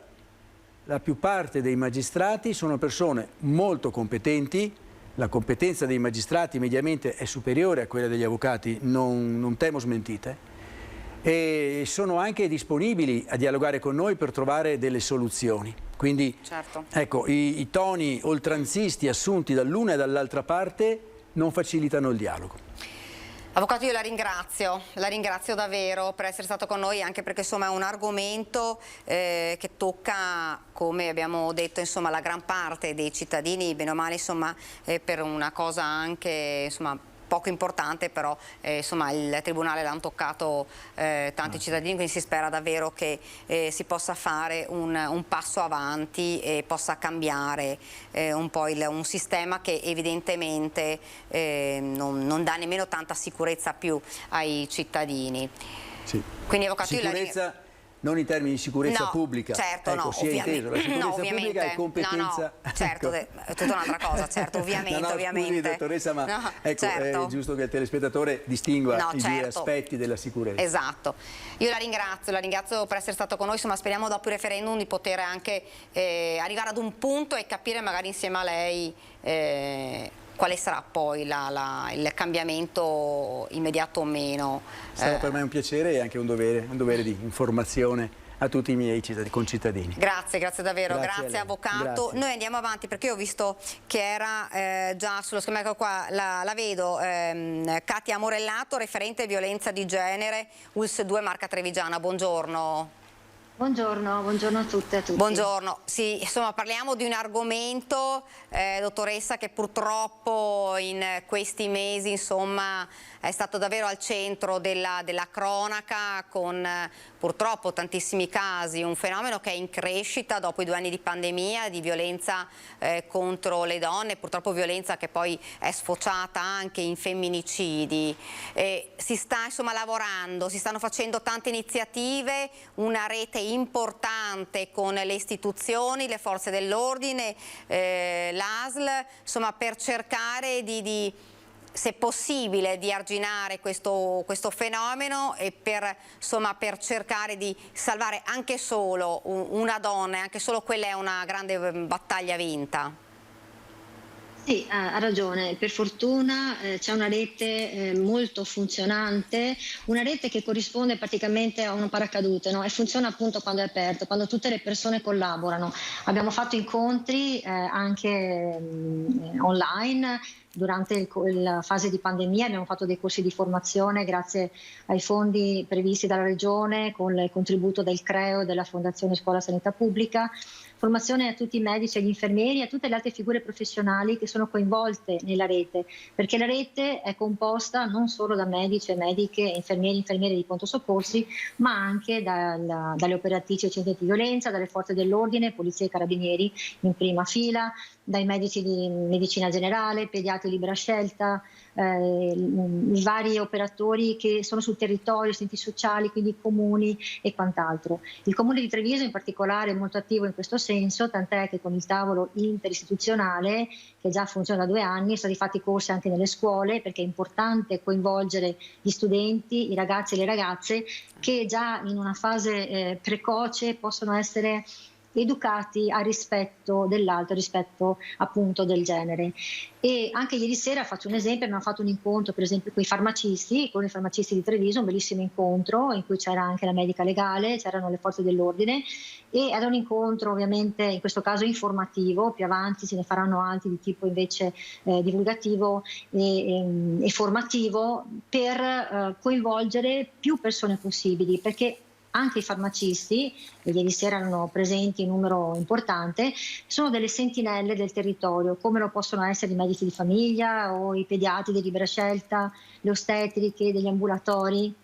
Quindi non solo l'ospedale, ma tutto il sistema territoriale è coinvolto nella presa in carico delle donne vittime di violenza, che ricordo non sempre arrivano denunciando a noi o anche a altre figure professionali che sono state vittime, ma riportano una serie di problematiche che possono anche essere un po', come si può dire, confondenti, no? Per certo. Cui magari vanno in farmacia a chiedere tante pomate per gli ematomi o tante tachipirine per i mal di testa, oppure dal medico di famiglia perché non riescono a dormire, da noi perché hanno mal di pancia che non si risolvono nonostante terapie, accertamenti, interventi, eccetera, eccetera. Quindi sì, la rete sta crescendo e devo dire che sono molto felice perché nel nostro territorio sta crescendo in maniera proprio costante e sono tutti entusiasti, le persone che collaborano sono tutte entusiaste e molto propositive. Ecco, dottoressa, parlavamo appunto di un aumento, soprattutto dopo questi 2 anni di pandemia, un aumento proprio, abbiamo parlato di liti familiari, liti sfociate poi in violenza e... Insomma, questa convivenza forzata di questi 2 anni ha davvero ampliato questo problema? Più che altro l'ha slattentizzato, cioè l'ha fatto emergere, perché se una situazione familiare in cui c'è violenza, no? Un rapporto in cui esiste violenza, che non è conflitto, bisogna mai confondere il conflitto con la violenza. Io posso litigare con mio marito, dopodiché ognuno di noi va per la sua strada, ma rimaniamo entrambi con la sensazione di aver avuto una discussione che ci ha amareggiato, ma poi ritorniamo a parlarci tranquillamente. Nel caso c'è la violenza invece Uno dei due, generalmente in questi casi appunto di violenza domestica, è l'uomo, agisce una prepotenza costante, uno svilimento, un'umiliazione progressiva della donna, tant'è che la violenza non comincia mai, no?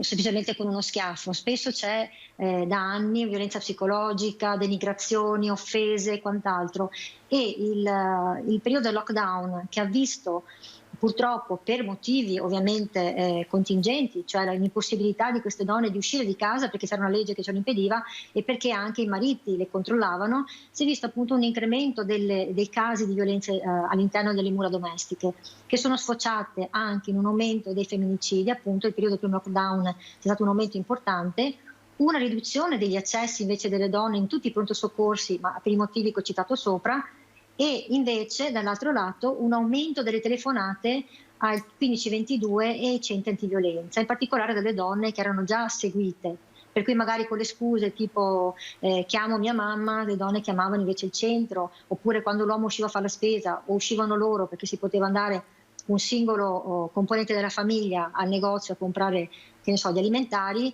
approfittavano per telefonare. Quindi ci sono state purtroppo questi aumenti, e non solo, voglio dire, nei confronti delle donne, ma anche nei confronti dei minori, ecco, dei figli.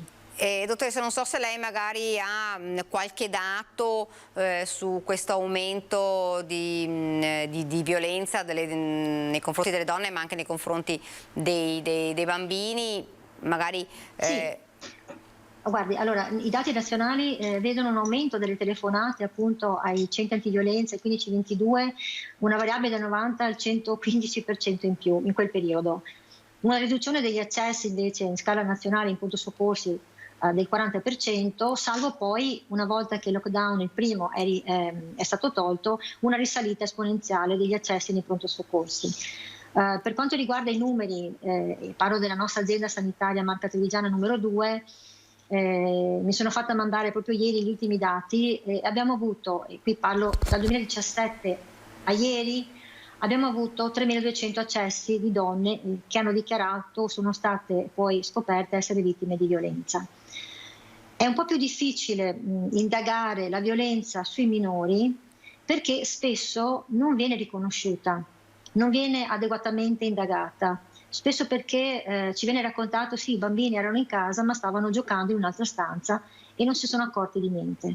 In realtà i professionisti ci dicono che questa, che si chiama violenza assistita, anche se la percentuale che poi viene riportata da vari studi nazionali e anche internazionali parla di una circa 34%, no? Come causa di maltrattamento dei minori, è presente nel 100% quando in una famiglia esiste una situazione in cui una mamma viene maltrattata, abusata, picchiata dall'altro genitore, ok?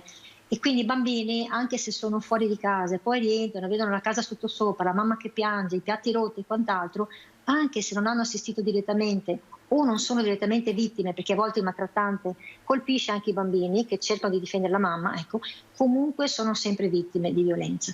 Ripeto, viene valutata un po' meno e stiamo imparando a farla, c'è un protocollo che stiamo validando adesso con i pediatri, l'equipe specialistica provinciale per l'abuso e il maltrattamento dei minori, un protocollo che stiamo per validare, insomma, che verrà poi condiviso con tutti i vari professionisti dell'azienda, e faremo anche dei corsi di formazione ad hoc, perché è importante anche da parte nostra aprire un'altra finestra. Abbiamo imparato a riconoscere le donne, dobbiamo imparare a riconoscere molto di più i minori.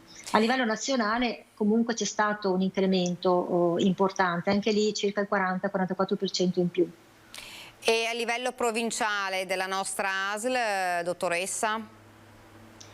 Come dicevo, noi abbiamo avuto nel 2020 un calo nel periodo marzo-maggio di accessi in generale per le donne vittime di violenza. Da maggio siamo risaliti nel 2021 è stato più o meno una costante, le donne, anche se c'erano i lockdown eccetera, se avevano bisogno comunque avevano capito che potevano accedere al pronto soccorso, quindi abbiamo avuto un trend abbastanza costante, una media ogni anno di circa dai 500 ai 700, poi dipende da come a volte vengono inseriti i dati. Comunque le dico, negli ultimi anni in cui abbiamo imparato anche a fare formazione, allora, secondo il decreto governativo abbiamo iniziato a inserire il codice rosa, che è quello che è stato non inventato da noi, ma noi abbiamo applicato, è un percorso ad hoc per le donne vittime di violenza, dal momento che arrivano al triage fino alla dimissione, che può essere il ricovero, l'invio a domicilio, piuttosto che la presa in carico ai centri di violenza. È un percorso specifico che era stato ideato a suo tempo dall'autoressa Doretti a Grosseto, che poi è stato condiviso in tutti i pronto soccorsi d'Italia. Dal 2014-2015 è stato inserito all'interno della nostra azienda, abbiamo iniziato qui nella ex distretto numero 8 e poi condiviso per tutti i distretti. Abbiamo avuto veramente un miglioramento delle nostre capacità di valutare e prendere in carico appunto le donne, e quindi è stato questo progressivo aumento anche dei numeri che non significa che prima non c'erano, ok? Significa purtroppo che prima le vedevamo meno ed eravamo meno abituati a prenderci carico anche di questa problematica, perché è un problema grave, è un problema serio che impiega tempo. E come sapete, lo sapete insomma benissimo, meglio di me, perché ne parliamo sempre tutti i giorni, anche sui giornali e telegiornali, i pronto soccorsi sono veramente in un momento di criticità e veramente di sovraffollamento, e a volte è difficile prendersi il tempo, ma è un tempo necessario. Non c'è tempo necessario per il colloquio, per il dialogo, per la cura, perché anche il dialogo stesso è cura, e le donne ne hanno solamente bisogno. Bisogna che tutte e tutti siamo assolutamente formati e attenti a questa problematica, assolutamente sì. Ecco, abbiamo visto, lo stava dicendo lei quando abbiamo aperto questa diretta, tanti attori intorno a questo tavolo, adesso appunto anche i farmacisti, che sono insomma le persone con il quale insomma c'è un contatto diretto, fiduciario con i cittadini, i medici, i pediatri, i medici di base, importantissimo, che sono proprio le persone a stretto contatto, forse quelle con cui il cittadino ha maggiormente fiducia, perché poi non è facile, dottoressa, perché lo sappiamo bene, purtroppo quando arrivano in pronto soccorso già la situazione è critica, è grave, insomma non è facile per le donne, per le vittime di violenza, soprattutto poi quando, lo diceva anche lei, quando ci sono poi i minori è ancora più difficile che insomma facciano un passo per riuscire a liberarsi da questa situazione. Diciamo che le donne vittime in realtà noi le definiamo tali, ma sono donne coraggiosissime perché sono in grado di sopportare delle situazioni veramente terribili, magari che durano anche 10, 20, 30 anni, e lo fanno veramente uno spirito di sacrificio che è lodevole, ma sono donne piene di risorse, appunto per questo, perché hanno superato e sono sopravvissute a situazioni terribili e dolorosissime. Sono donne piene di risorse che quando riescono a trovare un professionista, che può essere il farmacista, il medico di famiglia, piuttosto che il pediatra, che li ascolta, che crede loro, perché è facile a volte, no? Sottovalutare quello che viene raccontato o etichettare la donna come una che si lamenta sempre perché magari è una donna depressa, perché si mette l'etichetta di depressione, e questo praticamente chiude a qualsiasi altra possibilità. In realtà, senza togliere che ci sono anche donne depresse che poi diventano vittime, anzi, aggiungo questa cosa, che le donne che sono disabili, hanno disabilità o mentale o psichica o fisica, sono ancora meno credute, quindi doppiamente vittime purtroppo, come lo sono le donne anziane. Le donne anziane pare che dopo una certa età la violenza sia una cosa che ci si dimentica perché ci vogliamo tutti bene, in realtà non è così, anzi la violenza, essendo democratica, colpisce le donne di qualsiasi età, di qualsiasi cultura, di qualsiasi situazione sociale, dal momento in cui viene concepita al momento in cui decede, okay? Spesso per mano dell'uomo che diceva di amarla. La violenza interessa le donne sempre, e stavo dicendo, e come ha detto lei e ha fatto bene a ricordarlo, le figure professionali come i farmacisti, che sono capillari nel territorio e soprattutto donne, le farmaciste, hanno un ruolo importantissimo, perché possono, con la loro sensibilità, è stata fatta anche un'indagine da Federfarma, i clienti che frequentano abitualmente le farmacie si fidano dei loro farmacisti, quindi sono anche propensi a raccontare loro le cose se qualcuno fa la domanda giusta, e spesso la domanda è davvero banale: Basta chiedere, se una donna torna spesso, si vede un po' triste, se ha problemi, lo facciamo noi in pronto soccorso, lo può fare chiunque. Va tutto bene a casa. Vi assicuro che questa cosa permette molto spesso di avere una risposta affermativa del tipo no, ci sono problemi con mio marito, con mio compagno, con l'ex compagno. Certo. E lì si apre il vaso di Pandora. Bisogna essere però pronti anche ad accogliere queste cose, no? E soprattutto a dare i consigli giusti. Guardi, io non posso dirle cosa fare perché non è giusto dire alla donna cosa deve fare. Se l'è sentito dire per tanti anni, quindi sarebbe una violenza ulteriore. Però dare a lei informazioni, dirle che ci sono i centri antiviolenza, che può chiamare il 1522 se ha problemi, ed è il numero nazionale gratis H24 istituito dal Dipartimento delle Pari Opportunità e che risponde in multilingue, che risponde a tutte le donne dando loro indicazioni su cosa fare, ma anche su quelle che sono le risorse territoriali. Chiamare il 118 se si sente male, se ha problemi, ma può farlo anche il farmacista, il medico di famiglia, il vicino di casa, oppure addirittura il 112 se si sente in pericolo. Queste sono le informazioni che possiamo dare. Dottoressa, io la ringrazio davvero. Grazie a voi e grazie, scusatemi, sono un po' in una situazione di scabuzzino. Perché Grazie a lei per essere stata con noi, insomma, perché sono informazioni importanti, vitali per le donne e per le vittime che magari in questo momento sono in ascolto. Grazie davvero, dottoressa. Grazie a voi per questa invece interesse all'argomento, grazie mille, buon lavoro. Grazie dottoressa, buon lavoro anche a lei. Io andrei avanti con la cronaca prima di andare in pubblicità con una notizia, l'abbiamo data all'inizio di questa diretta, l'arresto di un rapinatore seriale. Le parole ora del presidente Zaia: intollerabile che anziani soli e indifesi vengano rapinati nella propria abitazione. Per questo tributo un grande applauso ai carabinieri di Conegliano per un'operazione condotta in modo impeccabile che consegna alla giustizia chi si macchia di simili reati. E poi ancora dice insomma, è stato arrestato un 27enne di origine marocchina accusato di rapina aggravata in abitazione, furto e lesioni.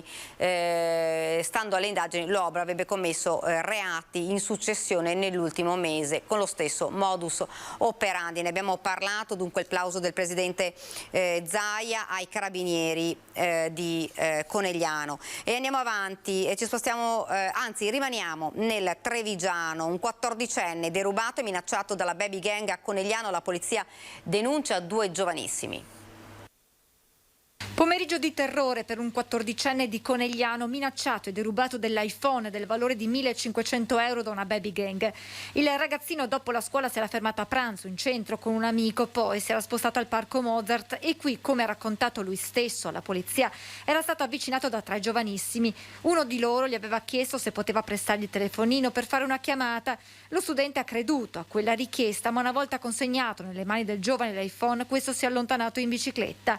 Gli altri 2 hanno finto di rassicurare la vittima, ma pochi minuti dopo il ladro è tornato minacciando il 14enne dicendogli che facevano parte della gang del Biscione, per poi allontanarsi tutti e 3. Lo studente a quel punto ha notato una volante del commissariato e ha raccontato quanto accaduto agli agenti, che si sono messi subito sulle tracce del terzetto. Poche ore più tardi hanno individuato e denunciato i primi 2 presunti responsabili. Si tratta di 2 ragazzi di 15 e 17 anni che avevano con sé l'iPhone. Indagini ancora in corso per risalire al terzo giovanissimo. Ed ora ci spostiamo nel Padovano. Arrestato un 32enne che spacciava droga in città. I poliziotti e il cane antidroga sono arrivati nel suo nascondiglio tra i boschi e lì hanno trovato mezzo chilo di cocaina.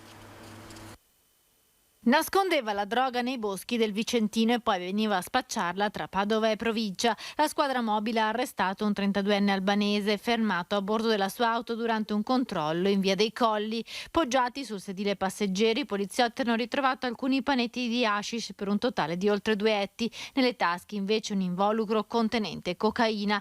I poliziotti da qualche giorno controllavano il 32enne dopo aver ricevuto alcune informazioni sui suoi traffici sospetti. Grazie al fiuto del cane antidroga Tarol sono tornati nell'area boschiva del Vicentino, dove era stato visto aggirarsi, e lì è stato recuperato circa mezzo chilo di cocaina. Sequestrati anche tutti gli strumenti per il confezionamento delle dosi, il 32enne è stato trasferito nel carcere di Verona. Ed ancora nel Padovano, lunedì sera movimentato in Piazza Duomo, nel cuore di Padova, rumori molesti e fughe e denunce. Schiamazzi a tarda ora in Piazza Duomo. La mala movida torna a infastidire i residenti del centro. Questa volta protagonisti sono stati un gruppo di alcuni minorenni che lunedì notte davanti al Duomo, forse alterati dall'alcol, non si sono limitati alle chiacchiere, ma hanno alzato decisamente la voce. Sono allora dovuti intervenire i carabinieri che hanno identificato i ragazzi. Tra loro un 16enne residente in provincia si è opposto ai controlli, cercando anche di scappare. È stato subito raggiunto, identificato e denunciato per resistenza a pubblico ufficiale, quindi affidato ai genitori. Piazza Duomo è ritrovo di minorenni e episodi come quello avvenuto l'altra notte non sono insoliti, suscitando l'indignazione di chi in quella zona vive e vorrebbe magari dormire. Ed ora nel Vicentino, sempre con la cronaca, un piccolo incidente sul Monte Baldo ha però immobilizzato una vicentina, costringendo il soccorso alpino ad intervenire. Una donna di 67 anni di Lonigo ferita è stata soccorsa e imbarellata nel corso di una escursione con la figlia sul Monte Baldo. Le due donne erano intenzionate a raggiungere il santuario della Madonna della Corona, ma la 67enne, incespicando, ha messo il piede in fallo, riportando un grave trauma alla caviglia che l'ha immobilizzata lungo il sentiero del Pellegrino. Visto l'impossibilità di risalire dall'incavo in cui si trovavano, la figlia ha allertato il soccorso alpino. Una squadra scesa da Spiazzi, superando 150 metri di dislivello, ha raggiunto l'infortunata per riportarla a monte, dove è stata soccorsa dai sanitari che in ambulanza l'hanno accompagnata all'ospedale di Peschiera. Prima di andare in pubblicità vi do lettura del bollettino regionale del Covid.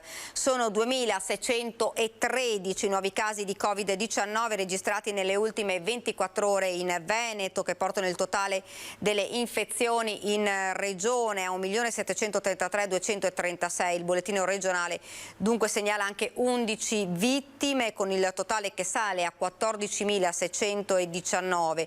Scende il dato degli attuali positivi ufficiali, che sono 45.410, meno 1.351, salgono però a 741 con un più 29 i ricoveri in area medica. Scendono invece quelli in terapia intensiva, che sono 37 con un meno 2.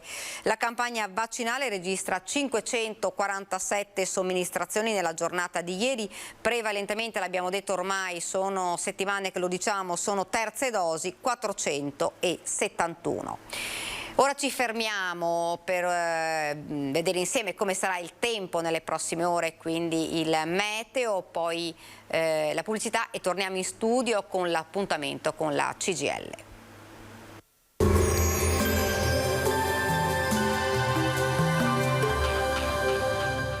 Locanda Canareggio, ristorante con cucina tipica stagionale e pizzeria con forno a legna a Rovarè di San Biagio di Callalta. Bentrovati al meteo. Prosegue l'egemonia dell'anticiclone africano con caldo estivo, ma anche con alcuni acquazzoni. Vediamo il dettaglio di mercoledì 18 maggio. Sul Veneto sarà piuttosto soleggiato, qualche addensamento nel pomeriggio sulle zone montane e pedemontane, dove potrebbero svilupparsi degli occasionali temporali, in locale sconfinamento anche alle pianure limitrofe. Temperature minime tra 11 e 18 gradi, massime invece comprese tra i 24 e i 31 gradi. Spostiamoci ora sul Friuli Venezia Giulia, anche qui bel tempo, possibilità di qualche isolato rovescio in montagna nelle ore pomeridiane. Temperature minime tra 12 e 17 gradi, massime sui 27-30 gradi. Infine diamo uno sguardo alla situazione del Trentino Alto Adige, anche qui tanto sole ovunque al mattino, a seguire però non si escludono dei temporali a carattere sparso. Temperature minime intorno ai 14-16 gradi, massime sui 30-31 all'incirca. Dal meteo per ora è tutto, vi auguro come sempre un buon proseguimento con Antenna 3.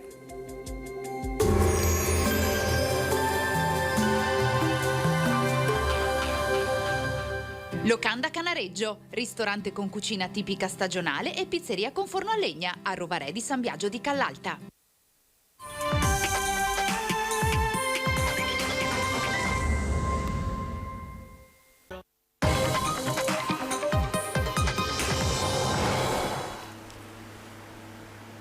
Siamo tornati in studio con l'appuntamento con la CGIL, la straordinaria Antenna 3, e dunque vi presento subito le ospiti e poi vi dico anche l'argomento, che è la denuncia dei redditi.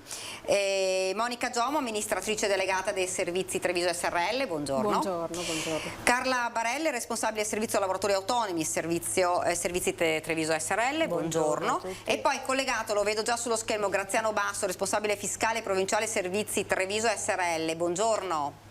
Buongiorno. Insomma, argomento principe oggi, la dichiarazione dei redditi, insomma, ci stiamo arrivando, persone fisiche e partite IVA.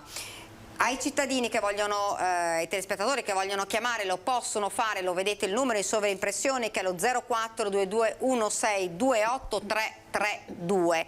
Questo insomma è l'argomento, e partiamo subito con situazione, intanto la situazione dei CAF in questo momento. Diciamo che siamo entrati proprio nell'attività principale di quella appunto che è l'attività prevalente per i centri di assistenza fiscale, che è appunto la compilazione delle dichiarazioni dei redditi. In particolare siamo partiti naturalmente con il 730, che è la dichiarazione ormai conosciuta e che si associa come pensiero al fatto di poter ricevere dei soldi e quindi dei crediti. Poi accanto a questa tipologia di dichiarazione, che appunto è il 730, che ricordo può essere gestita fino al 30 di settembre, quindi la scadenza si è prorogata insomma in questi ultimi anni, si abbina quell'altra tipologia di modello che si chiama appunto modello redditi persone fisiche, che consente di andare sostanzialmente ad inserire all'interno di questa dichiarazione alcune tipologie di reddito che non trovano collocazione nel 730.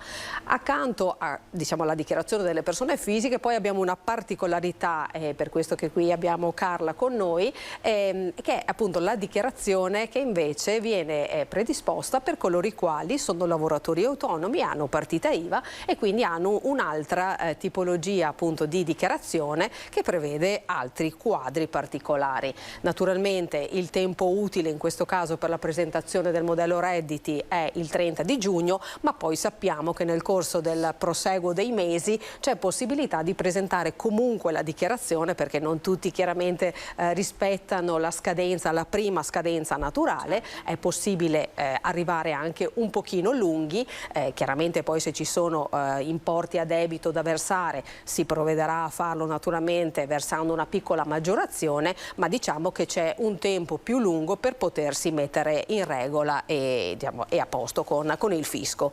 Ecco, e la gente sta arrivando perché insomma... Certo. È abituata a questo periodo? Sì, infatti, anzi diciamo che noi quest'anno abbiamo voluto in qualche maniera prenderci anche un po' in anticipo, e quindi le prenotazioni noi già quest'anno possiamo fissare gli appuntamenti già anche per l'anno prossimo, e quindi noi abbiamo un'organizzazione, diciamo, per tutti coloro che nel corso degli anni si appoggiano a noi su appuntamento, in modo tale da, a prescindere dalle norme adesso insomma Covid, che è giusto continuare comunque a rispettare, ma per dare il tempo necessario alla persona per portarci la sua documentazione, gli appuntamenti sono tutti cadenzati, quindi il flusso, diciamo, di utenza nelle nostre sedi è regolato. È possibile naturalmente anche per chi vuole appoggiarsi a noi come primo anno prendere un appuntamento o mandarci una mail e poi lo ricontattiamo qualora trovi magari la linea occupata, quindi diciamo che insomma l'attività prosegue regolarmente. Accanto a questa naturalmente ricordo che c'è sempre l'ISE, che naturalmente ci accompagna per 12 mesi all'anno, e quindi dal 10 di gennaio a rientro dalle vacanze natalizie di fatto abbiamo aperto un'altra stagione, diciamo, di compilazione di queste DSU, proprio alla luce anche dell'assegno unico che prevede appunto la presentazione dell'ISE. Parleremo anche di questo, perché sono gli argomenti poi che interessano ovviamente anche i cittadini. C'è una telefonata, buongiorno. Buongiorno Presidente, io vorrei salvare un problema. Sì, allora, mi scusi, lei chiama da dove? Mi scusi, si chiama? Da Vittorio Veneto. Da Vittorio Veneto. E si chiama? Pietro. Pietro? Sì. Perfetto, buongiorno, mi dica pure. Allora io vorrei salvare un problema. Tutti sappiamo in che situazione sta vivendo la gente, sia i pensionati che i lavoratori. Mi sembra che è aumentata ancora la quota di pagamento per fare la denuncia redditi. Io vorrei fare una proposta. Allora, a chi percepisce una pensione minima, visto considerando che la tessera deve fare un servizio all'iscritto, perché non facciamo una bella cosa a chi ha delle pensioni minime, invece di fargli pagare 35 euro o 33 sia fatto gratuito? Perché a questo punto cosa serve la tessera? Io posso capire chi prende 1.500-1.600, ma quelle persone che prendono 1.000 euro, contestiamo tutti che è aumentato il tasso, è aumentato tutto. Perché non fate una cosa seria una volta ogni tanto?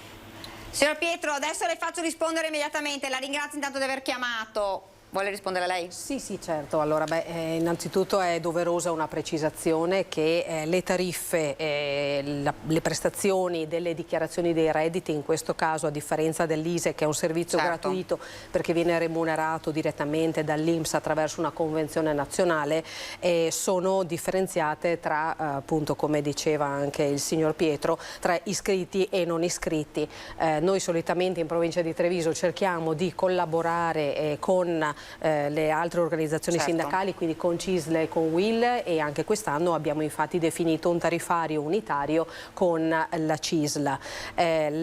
L'osservazione che fa il signor Pietro io la porto a casa naturalmente a quello che è il segretario della Camera del Lavoro di Treviso. Io posso dire che naturalmente la gratuità, comprendo la richiesta naturalmente con il reddito basso. Naturalmente in alcune circostanze questa viene applicata nel momento in cui c'è una condizione reddituale pari a 0 o comunque che la dichiarazione non deve essere presentata. Ad oggi non abbiamo fatto questo tipo di valutazione perché naturalmente la struttura che deve essere gestita, che è fatta ad oggi da 220 persone dalla società del CAF della CGIL, naturalmente deve stare in equilibrio perché è soggetta a un regolare bilancio. Quindi il fatto di mettere insieme, comprendo l'iscrizione alla CGIL per l'erogazione di un servizio richiedendolo gratuito per chi ha redditi bassi, sicuramente è una richiesta che deve essere ascoltata. Prendo nota e spero e confido, signor Pietro, di riuscire magari a mettere in atto un'azione di questa natura, sicuramente, al più presto. È un periodo non poco facile per molti cittadini, l'abbiamo visto anche poi con rincari, non entriamo in questo in quest'area perché sennò non riusciamo più. Io volevo chiedere anche a Graziano, che è una delle cose che la gente chiede maggiormente, che sono le spese che possono essere inserite nel modello 730, cioè che cosa si può detrarre, cos'è che la gente può detrarre e quindi quali sono i documenti che vi devono portare per poter compilare poi il 730.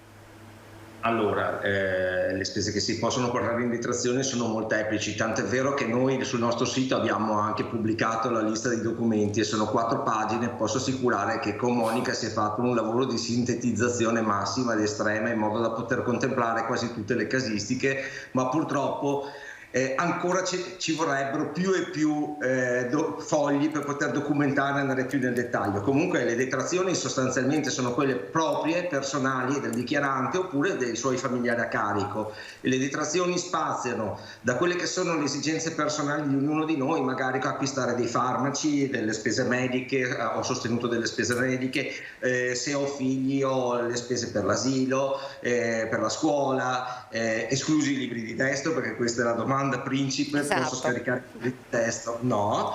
Posso scaricare tutte le spese inerenti alla casa, per cui se ho contratto un mutuo per l'acquisto della casa o per la ristrutturazione della casa, posso portarle in detrazione. Posso portare in detrazione tutte quelle che sono le assicurazioni legate alla vita oppure anche agli eventi calamitosi dell'edificio in cui vivo. Ma una cosa che stavate facendo vedere molto interessante e che molti non sanno è che per esempio il lavoratore o lo studente studente lavoratore che ha sottoscritto un contratto di affitto, per esempio, può usufruire di una detrazione in sede di dichiarazione dei redditi, e la detrazione in base alla tipologia del contratto, in base poi a quella che può essere la peculiarità della persona, nel senso che se è un lavoratore che ha spostato la residenza, se è un giovane dai 20 ai 30 anni, se è un contratto libero, se è un contratto concordato, la detrazione spazia da 150 euro a 911 euro, per cui la persona semplicemente per aver sottoscritto un contratto regolarmente registrato, che da quando è entrato in vigore il discorso per quanto riguarda anche il canone convenzionale, è entrato in vigore il discorso dell'asseverazione degli enti preposti alla sorveglianza, che vengano applicate tutte le normative relative ai contratti di affitto, si possono portare a casa belle cifre, tanto più che anche nelle condizioni del signor Pietro di prima, magari che ha un reddito basso e non ha molte ritenute da poter usufruire, potrebbe comunque portarsi a casa il credito d'imposta dell'affitto, perché è l'unica detrazione in dichiarazione dei redditi che, se ha anche o zero o quasi zero di ritenute subite, ovvero pagate, di tasse pagate, posso portarmi a casa la detrazione.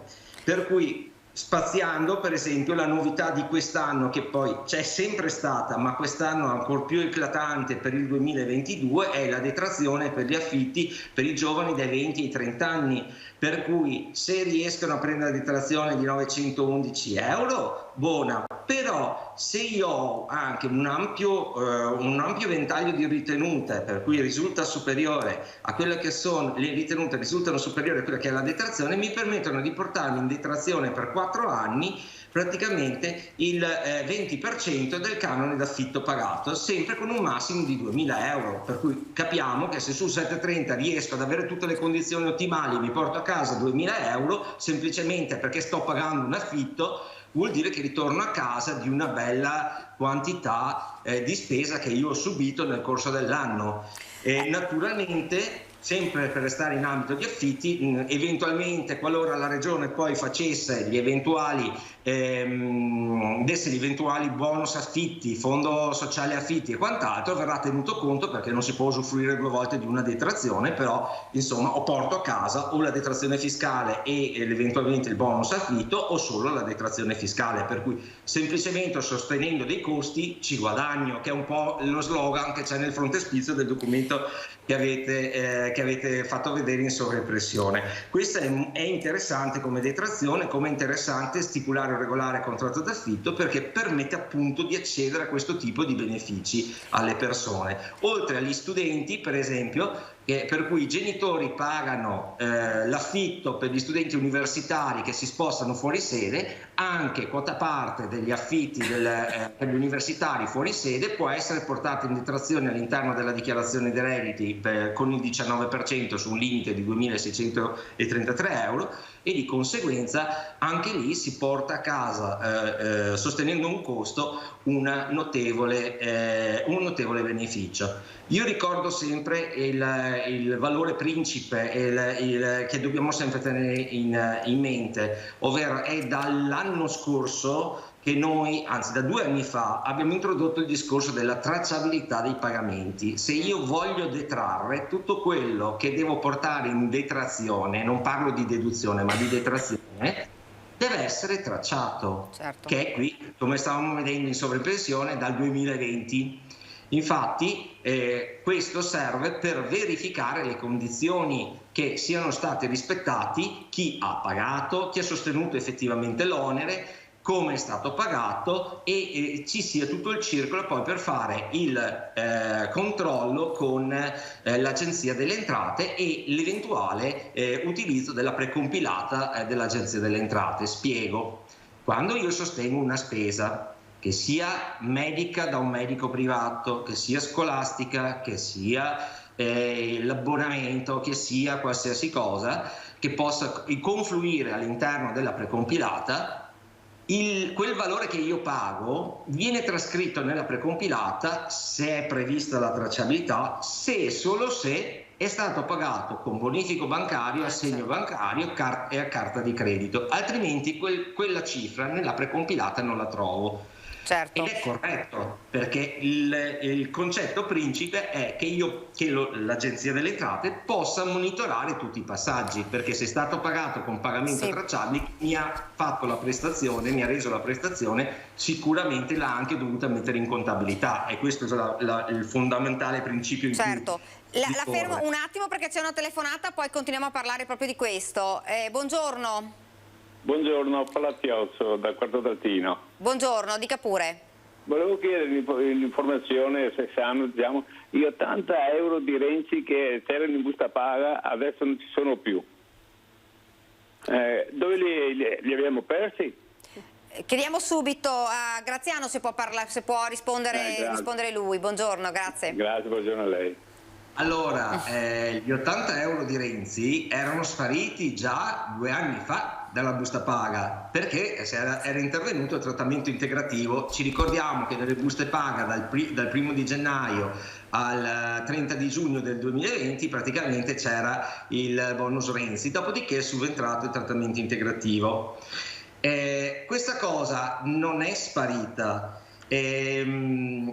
L'abbiamo spiegato anche nelle puntate precedenti, che a marzo c'è stata un attimo un po' la rivoluzione della busta paga per quanto concerne le detrazioni, ma dall'inizio dell'anno anche c'è stata l'altra rivoluzione, che è stata la riduzione del cuneo fiscale, che si traduce con un ribassamento di alcune aliquote, per cui è diminuita l'imposizione fiscale, e sono state rimodulate anche le detrazioni, al fine di innanzitutto garantire quella che era la situazione preesistente e in più cercare di erogare un maggiore sconto fiscale al lavoratore e o al pensionato, perché riguarda tutte e due il discorso delle detrazioni, a differenza del bonus Renzi che era solamente per i lavoratori dipendenti del settore privato.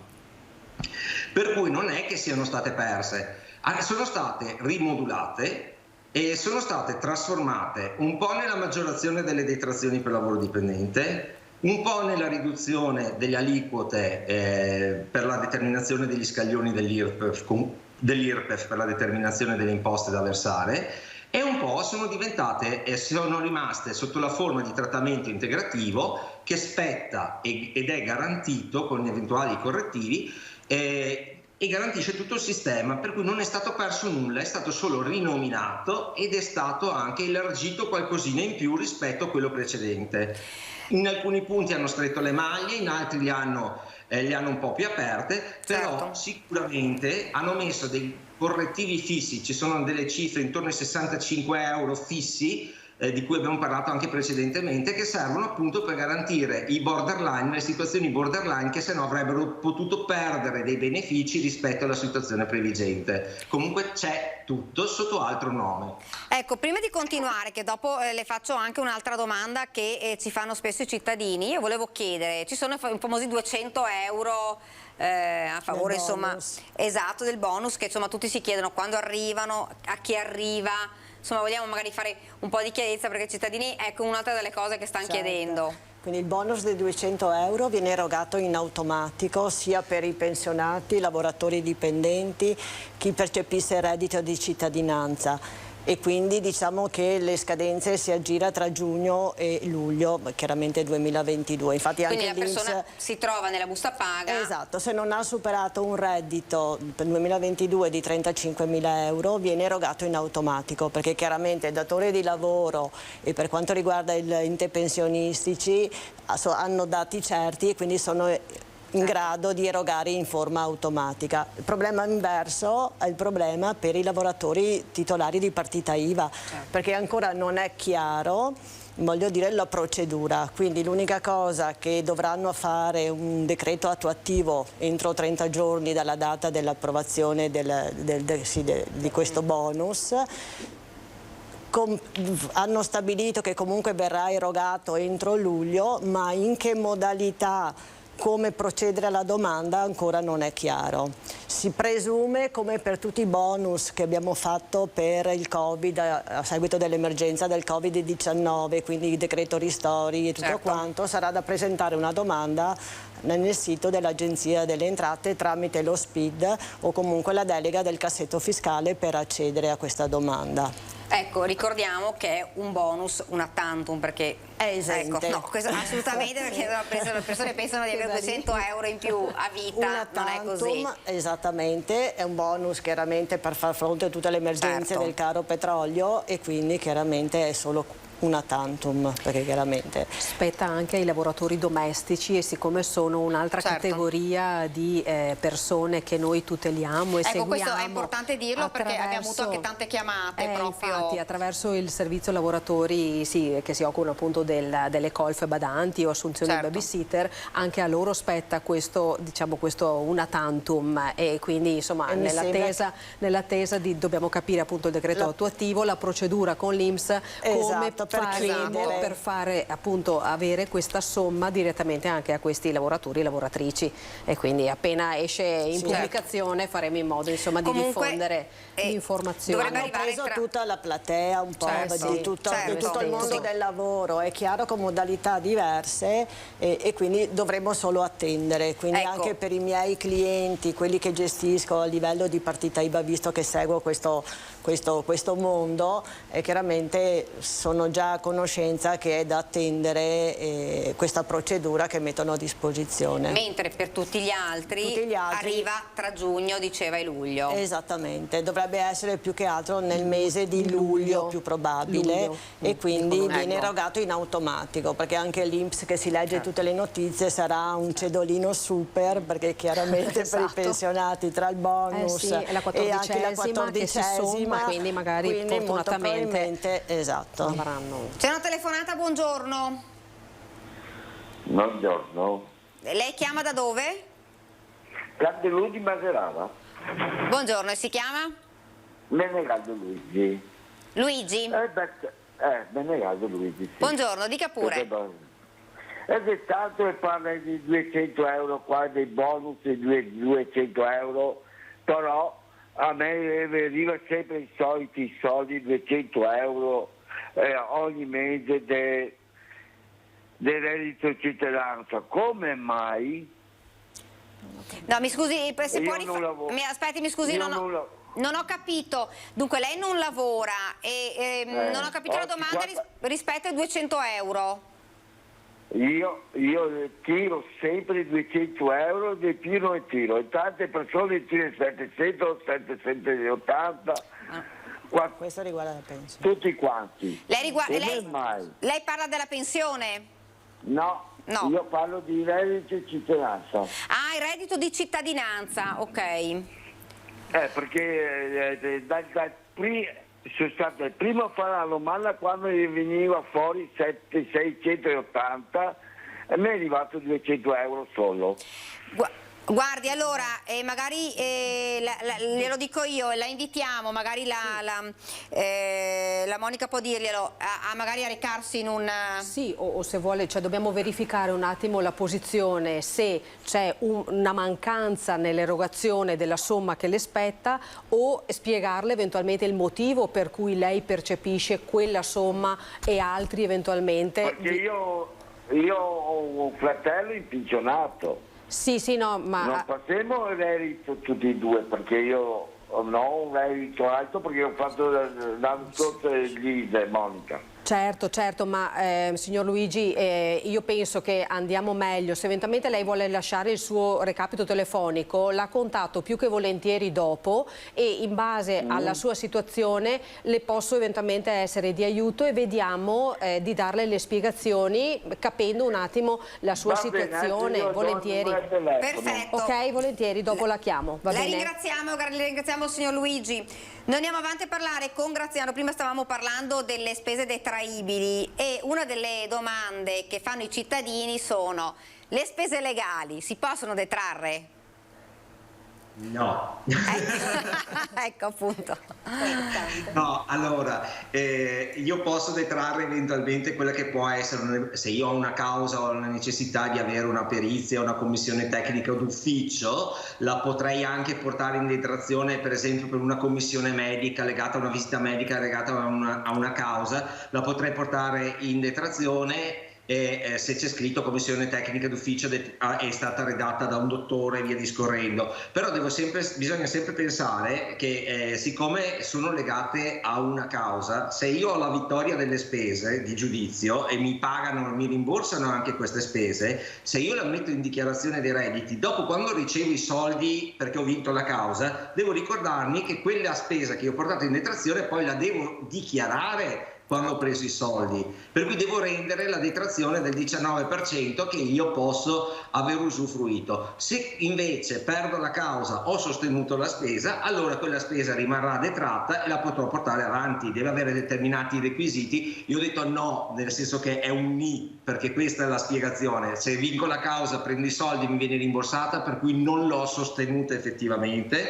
Dal momento in cui io prendo i soldi devo restituire la detrazione. Se mi rimane a carico la posso portare in detrazione, ma di solito di spese legali si parla solo di commissione tecniche d'ufficio, e eventualmente invece si potrebbe considerare o valutare, se si hanno le opportune documentazioni, il discorso delle mediazioni giudiziali che permettono, ci sono delle riconoscimenti di spese che vanno da 500 a 250 euro a seconda della vincita o della perdita del successo o dell'insuccesso della mediazione, per la quali io posso godere di questo beneficio, però non è l'intera spesa, è quota parte di essa, di solito rapportata entro un massimo di 500 o 250 euro a seconda della vincita.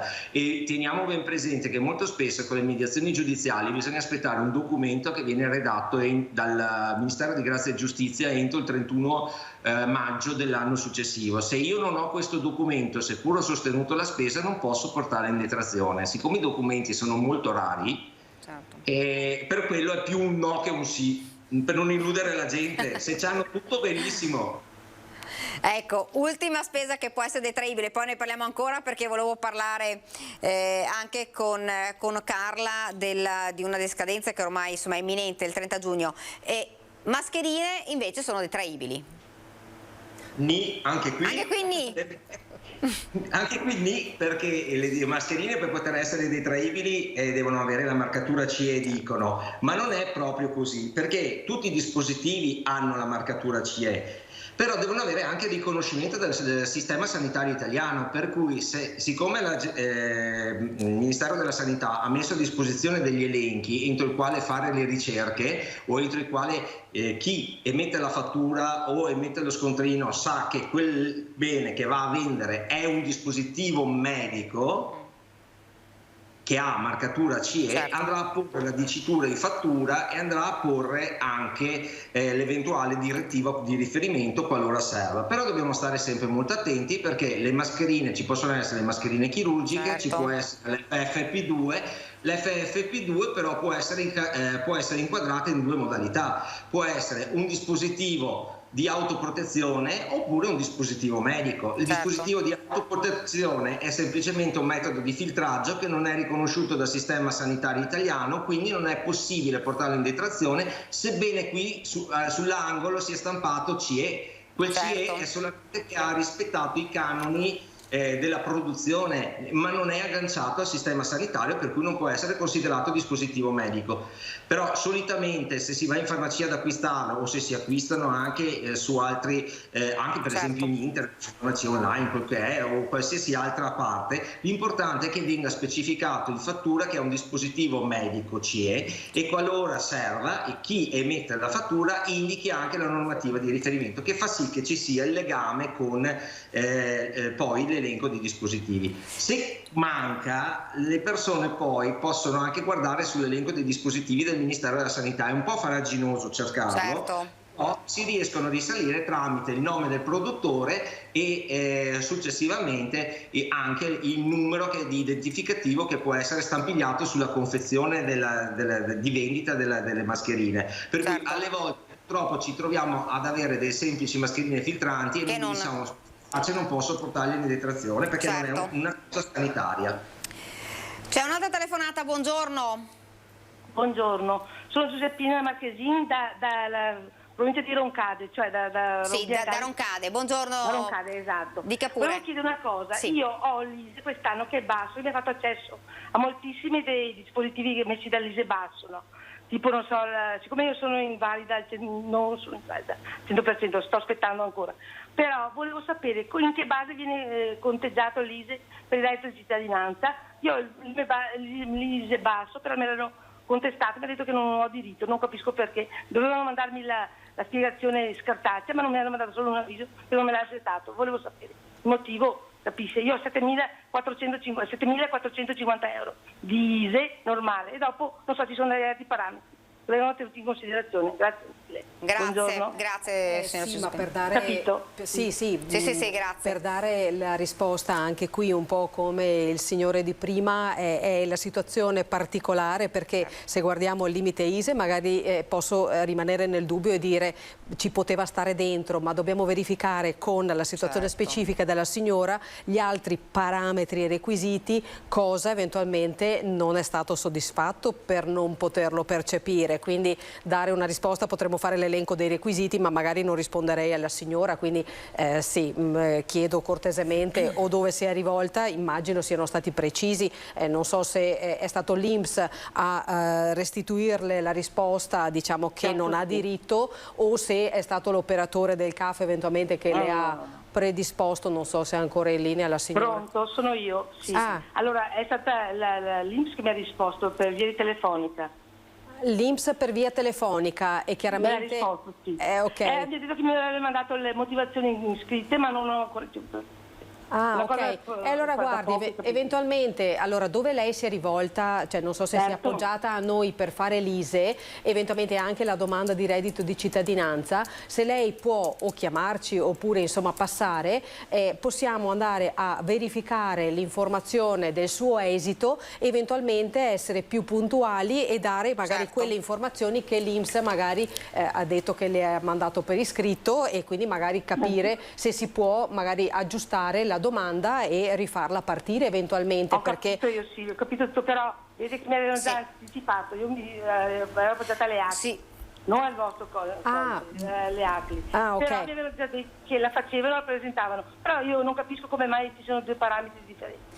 È un caso specifico. Purtroppo è difficile farlo durante una trasmissione. Se vuole lasciare il suo numero di telefono magari sarà contattata proprio da loro, insomma, e potranno darle magari una risposta valutando e guardando tutti i suoi documenti, perché messa così insomma non è facile nemmeno per loro dare una risposta. Se lei lascia il numero di telefono ai ragazzi, ai registi, poi passiamo sicuramente il suo telefono a loro. Noi andiamo avanti perché il 30 giugno c'è una scadenza che è quella del modello redditi. Quindi è una scadenza insomma imminente. Anche perché per i titolari di partita IVA l'unica possibilità, non possono, voglio dire, elaborare il modello 730, proprio perché devono essere compilati dei quadri particolari a livello di reddito a seconda della tipologia di regime scelto in fase di apertura, e soprattutto anche per quanto riguarda poi anche la parte previdenziale,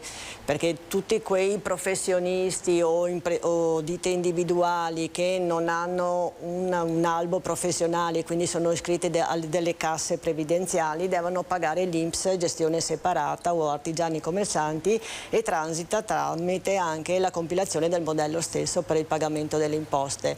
Per cui la scadenza originaria 30 giugno.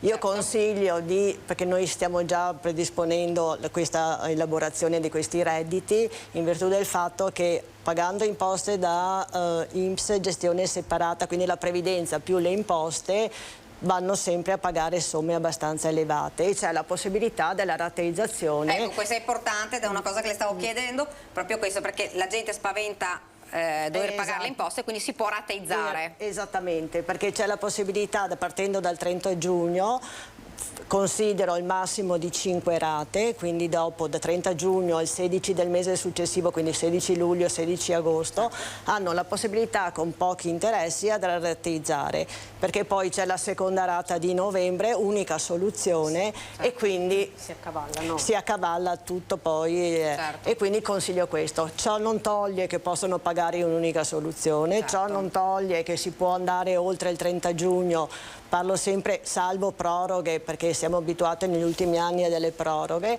al 31 luglio con la maggiorazione dello 0,4. Naturalmente più avanti si va con lo spostamento del pagamento delle imposte e meno tempo per la rateizzazione ho a disposizione. Certo, la rateizzazione si può mettere in atto anche col 730, comunque eventualmente è una cosa che può essere messa in richiesta anche. C'è un'altra telefonata, penso. Buongiorno. Buongiorno, sono Giulia, lei suoi ospiti. Buongiorno, dica pure. Allora, ma quelli che percepiscono il reddito di cittadinanza per trovare lavoro, sì, ma avevano detto che per la seconda volta o terza lo bloccavano, invece vanno ancora avanti e come dico sempre che quell'assegno lì, quel bonus lì, dovrebbero darglielo agli imprenditori assumendo questi ragazzi, ma perché non sanno fare niente, non sanno neanche cosa è un chiodo, e dare a loro e quando l'imprenditore insegna per 3, 4, 5 mesi, che non debba tirare fuori i soldi di tasca sua, dovrebbero darli agli imprenditori che allora insegnano a questi ragazzi per 3, 4, 5 mesi finché imparano, ma perché non sanno i ragazzi, non sanno fare niente. Certo, è questo che dico sempre. Certo. E non le fanno queste cose qua. Ma allora li bloccano o no dopo il terzo rifiuto? Sì o no? O vanno avanti finché hanno 50 anni di darglielo? Questo volevo dire. No, Grazie. Grazie a lei. No, il reddito di cittadinanza è uno strumento che in qualche maniera viene bloccato, signora Giusi, e quindi va in decadenza, cosiddetta decadenza, se non ci sono i requisiti, quindi non è uno strumento che viene diciamo erogato a tutti indistintamente e poi continua diciamo in eterno. A seconda delle situazioni e come appunto dice lei, se poi non si rispetta il paletto di accedere ad un lavoro, vuol dire il beneficio viene fermato dall'INPS, vuol dire le assicuro che i controlli non mancano e molte sono infatti le persone che si rivolgono anche ai nostri sportelli sia telefonicamente che di persona per chiedere appunto il perché la somma non viene più erogata dal mese prima al mese dopo, e quindi il nostro compito è quello di aiutare eventualmente chi si è appoggiato a noi per, attraverso l'INPS, capire eventualmente qual è il requisito che è venuto a mancare per diciamo, la decadenza naturalmente dell'erogazione dell'assegno. Dunque, continuiamo a parlare allora anche delle spese, perché poi chi va negli sportelli CAF per presentare la denuncia ai redditi, presentare i vari modelli, deve avere la documentazione a posto, perché sennò fa 2 viaggi. Quindi vogliamo anche dire insomma quali sono i documenti. Un'altra cosa, fra le spese detraibili, vediamo se Graziano questa volta mi dice sì, ci sono le spese veterinarie. Sì, ci sono. Quest'anno anche godono di uno sconto maggiore perché è stata aumentata la franchigia, prima era 500 euro, adesso sono diventati 550, seppur mantenere un cucciolo o un animale di compagnia costi ben di più sia con vaccinazioni, visite e quant'altro, però insomma c'è un contributo anche di questo. L'unica cosa che come le spese sanitarie subiscono una franchigia di 129,33 euro che purtroppo abbattono un attimino la detrazione, per cui comunque ci sono tranquillamente le spese veterinarie. Altre detrazioni che possono essere state interessanti soprattutto per il corso del 2021 è stato il bonus mobili, perché chi aveva fatto una ristrutturazione nell'anno 2020, iniziata nel 2020 oppure iniziata nel 2021, poteva portarsi in detrazione le spese per l'acquisto di mobili ed elettrodomestici di categoria A e quant'altro, sempre con un limite maggiorato, perché avevano per l'anno 2021, per dare giusto una mano e incrementare anche i settori che erano un attimo in stato di fermo, avevano aumentato la detrazione e il massimo di limite detraibile da 10.000 a 16.000 euro. Dall'1/1/2022 purtroppo siamo ritornati ai 10.000 euro, per cui chi ha iniziato i lavori l'anno scorso 2021 oppure inizia quest'anno 2022 i lavori potrà portarsi in detrazione solamente 10.000 euro di spese sostenute nell'anno 2022. Per cui l'anno scorso era l'occasione giusta per chi aveva approfittato un attimino delle ristrutturazioni e di quant'altro, visto che c'erano questi ampliamenti di margine, poteva portarsi bene 16.000 euro in detrazione, per cui voleva dire che in 10 anni si recuperava 8.000 euro di mobili ed elettrodomestici che ha acquistato, per cui grande spesa rispettando determinati requisiti, sempre col pagamento tracciabile, sempre con la fattura nella quale era specificata qualità, quantità, consistenza e quant'altro, e tutte le caratteristiche dell'elettrodomestico, per esempio compresa la categoria energetica, che era determinante per poter avere la detrazione, oppure semplicemente per l'acquisto del mobilio di casa, e si poteva portare in detrazione questa tipologia di spesa nel giro di 10 anni. Comunque è è un buon risultato, che sono 800 euro l'anno. Allora ci fermiamo, qualche istante di pubblicità, poi torniamo perché facciamo un po' un riepilogo delle cose, insomma quali sono le scadenze e quali sono i documenti da portare, in modo insomma che la gente sia informata, i cittadini siano informati quando arrivano. Pubblicità, poi torniamo in studio.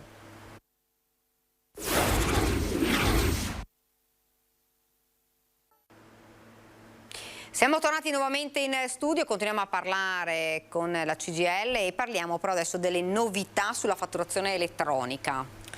Sì, prima di partire un attimo sulla novità delle fatture elettroniche, volevo precisare che come CAF della Servizi Treviso non gestiamo solo la parte fiscale, diamo anche l'assistenza in tutto tondo anche per la registrazione della contabilità, perché comunque in base al regime fiscale adottato ci sono adempimenti sia a livello di contabilità e registrazioni sia anche di compilazione del quadro, dei quadri di appartenenza del regime scelto, perché chiaramente tornando a quello che è il regime normale di accesso dal 2015 che è entrato in vigore, il regime forfettario, perché questo semplifica notevolmente sia a livello registrazione contabili e anche fiscali. E erano, proprio perché è un regime semplificato, erano esonerati dalla fatturazione elettronica, mentre erano soggetti tipo quelli che aderivano al regime del semplificato in modo ordinario. Con lo Stato italiano ha chiesto alla Comunità Europea di espandere l'obbligo della fatturazione elettronica anche ai regimi agevolati, che sono i contribuenti minimi, che non esiste più di fatto come regime, se non fino a esclusione di quelli che avevano aderito come partita IVA all'apertura dal 2008 al 2015 a questo regime e fino al compimento dei 35 anni di età, e regime forfettario. E quindi hanno esteso questo obbligo di fatturazione elettronica, ha avuto il consenso della Comunità Europea, e questo parte dal 1° luglio 2022.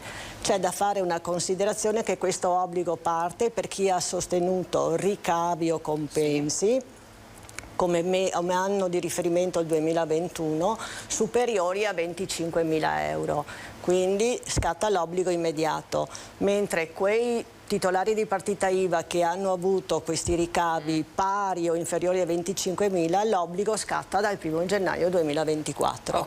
Questo comporta comunque il fatto di avere obbligo di fatturazione elettronica, di avere un gestionale che gli permette una software house e quindi anche dei canoni, voglio dire, di gestione per gestire questa cosa. Per i miei clienti diamo l'assistenza perché chi è abbastanza giovane, che è dentro nel pezzo, riesce anche a gestirsi la cosa. Pensiamo che non tutti sono giovanissimi e si trovano in difficoltà, soprattutto per le impostazioni iniziali di base per poter procedere. Comunque noi diamo anche questo servizio di assistenza. Siamo quasi in chiusura, facciamo magari un riepilogo un po' di quello che abbiamo detto. C'è una telefonata però prima. Buongiorno. Sì, buongiorno, sono Valerio Pezzecato, di provincia di Treviso. Buongiorno, dica pure. Volevo rivolgermi alle vostre gentili ospiti che sono lì e sono esperti del fisco. Qual è il fisco migliore diciamo, non voglio dire al mondo, ma in Europa, cioè dove la riforma è giusta e fatta bene, e si potrebbe copiare se invece qua non si copiano le cose belle, non si copiano mai.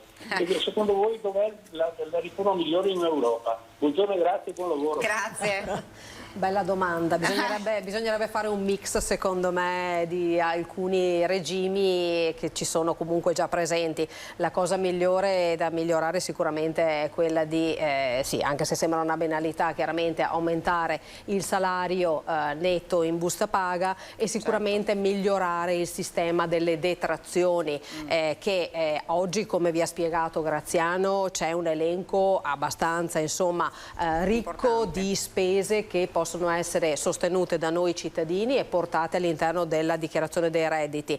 Diciamo che potrebbe sicuramente essere ampliato ulteriormente questo elenco, perché ce ne sono anche tante, ma la cosa fondamentale è non fare in modo che chi le sostiene poi nell'arco dell'anno si trovi a non poter portare in detrazione nulla di quelle spese. Come spiegava prima Graziano, chi ha un reddito basso che non versa ritenute allo Stato, chiaramente poi la detrazione non gli torna indietro. Quindi diciamo che la risposta: non c'è un modello perfetto in Europa, sicuramente si possono cogliere assolutamente dei regimi che possono essere messi insieme e trovato una quadra perfetta. Torniamo invece in chiusura.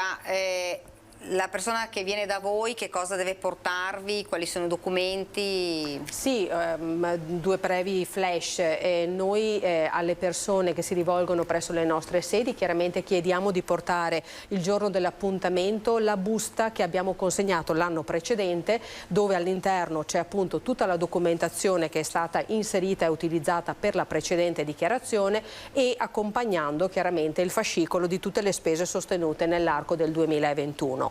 Queste spese, naturalmente quelle che sono cosiddette pluriennali e che riguardano la casa, il mutuo, devono essere possibilmente riportate di anno in anno per eventualmente verificarne la loro correttezza, proprio perché sono dei cosiddetti oneri pluriennali.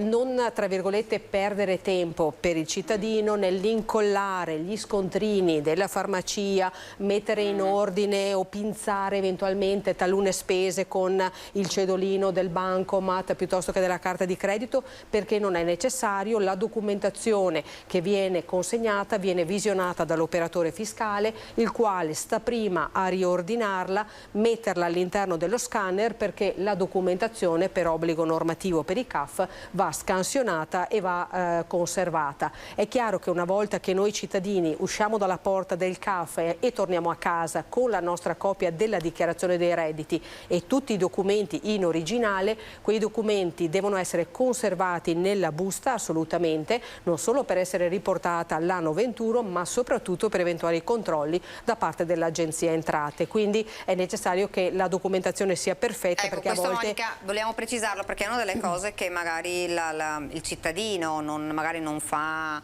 attenzione. Sì, tutto quello che è consegnato va tenuto. Certo, assolutamente, perché la nostra scansione assolutamente è necessaria, ripeto, a obbligo normativo e da parte dell'Agenzia Entrate.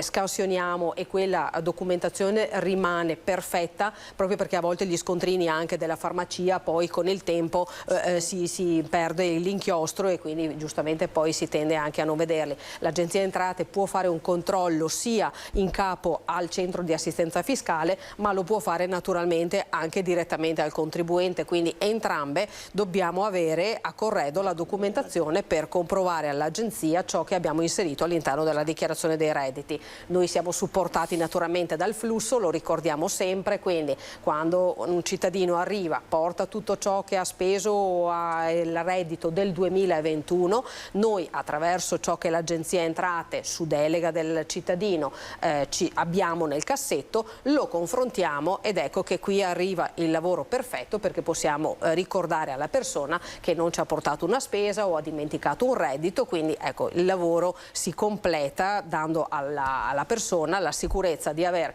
portato in detrazione fino all'ultimo euro, se possibile, e aver dichiarato naturalmente tutti i redditi percepiti nell'anno 21. Ecco, ricordiamo anche le date, le più importanti, quelle anche più imminenti, le abbiamo detto. Certo, per quanto riguarda il periodo per la lavorazione del modello 730, 30 di settembre, per quanto riguarda il modello redditi persone fisiche, comunque titolo di partita IVA, la scadenza ordinaria è il 30 giugno, ma poi sappiamo che ad esempio abbiamo la possibilità di andare tranquillamente oltre pagando la sanzione. Abbiamo il 16 giugno, abbiamo la scadenza della prima rata di acconto dell'IMU e poi a dicembre, il 16, abbiamo la seconda rata, eventualmente per chi ha ancora l'imposta sull'abitazione da pagare, insomma, su terreni. Il 30 novembre la seconda rata di acconto, sempre da modello redditi, e il 730 viene fatto in automatico dal datore di lavoro, però è anche questa come seconda rata di acconto.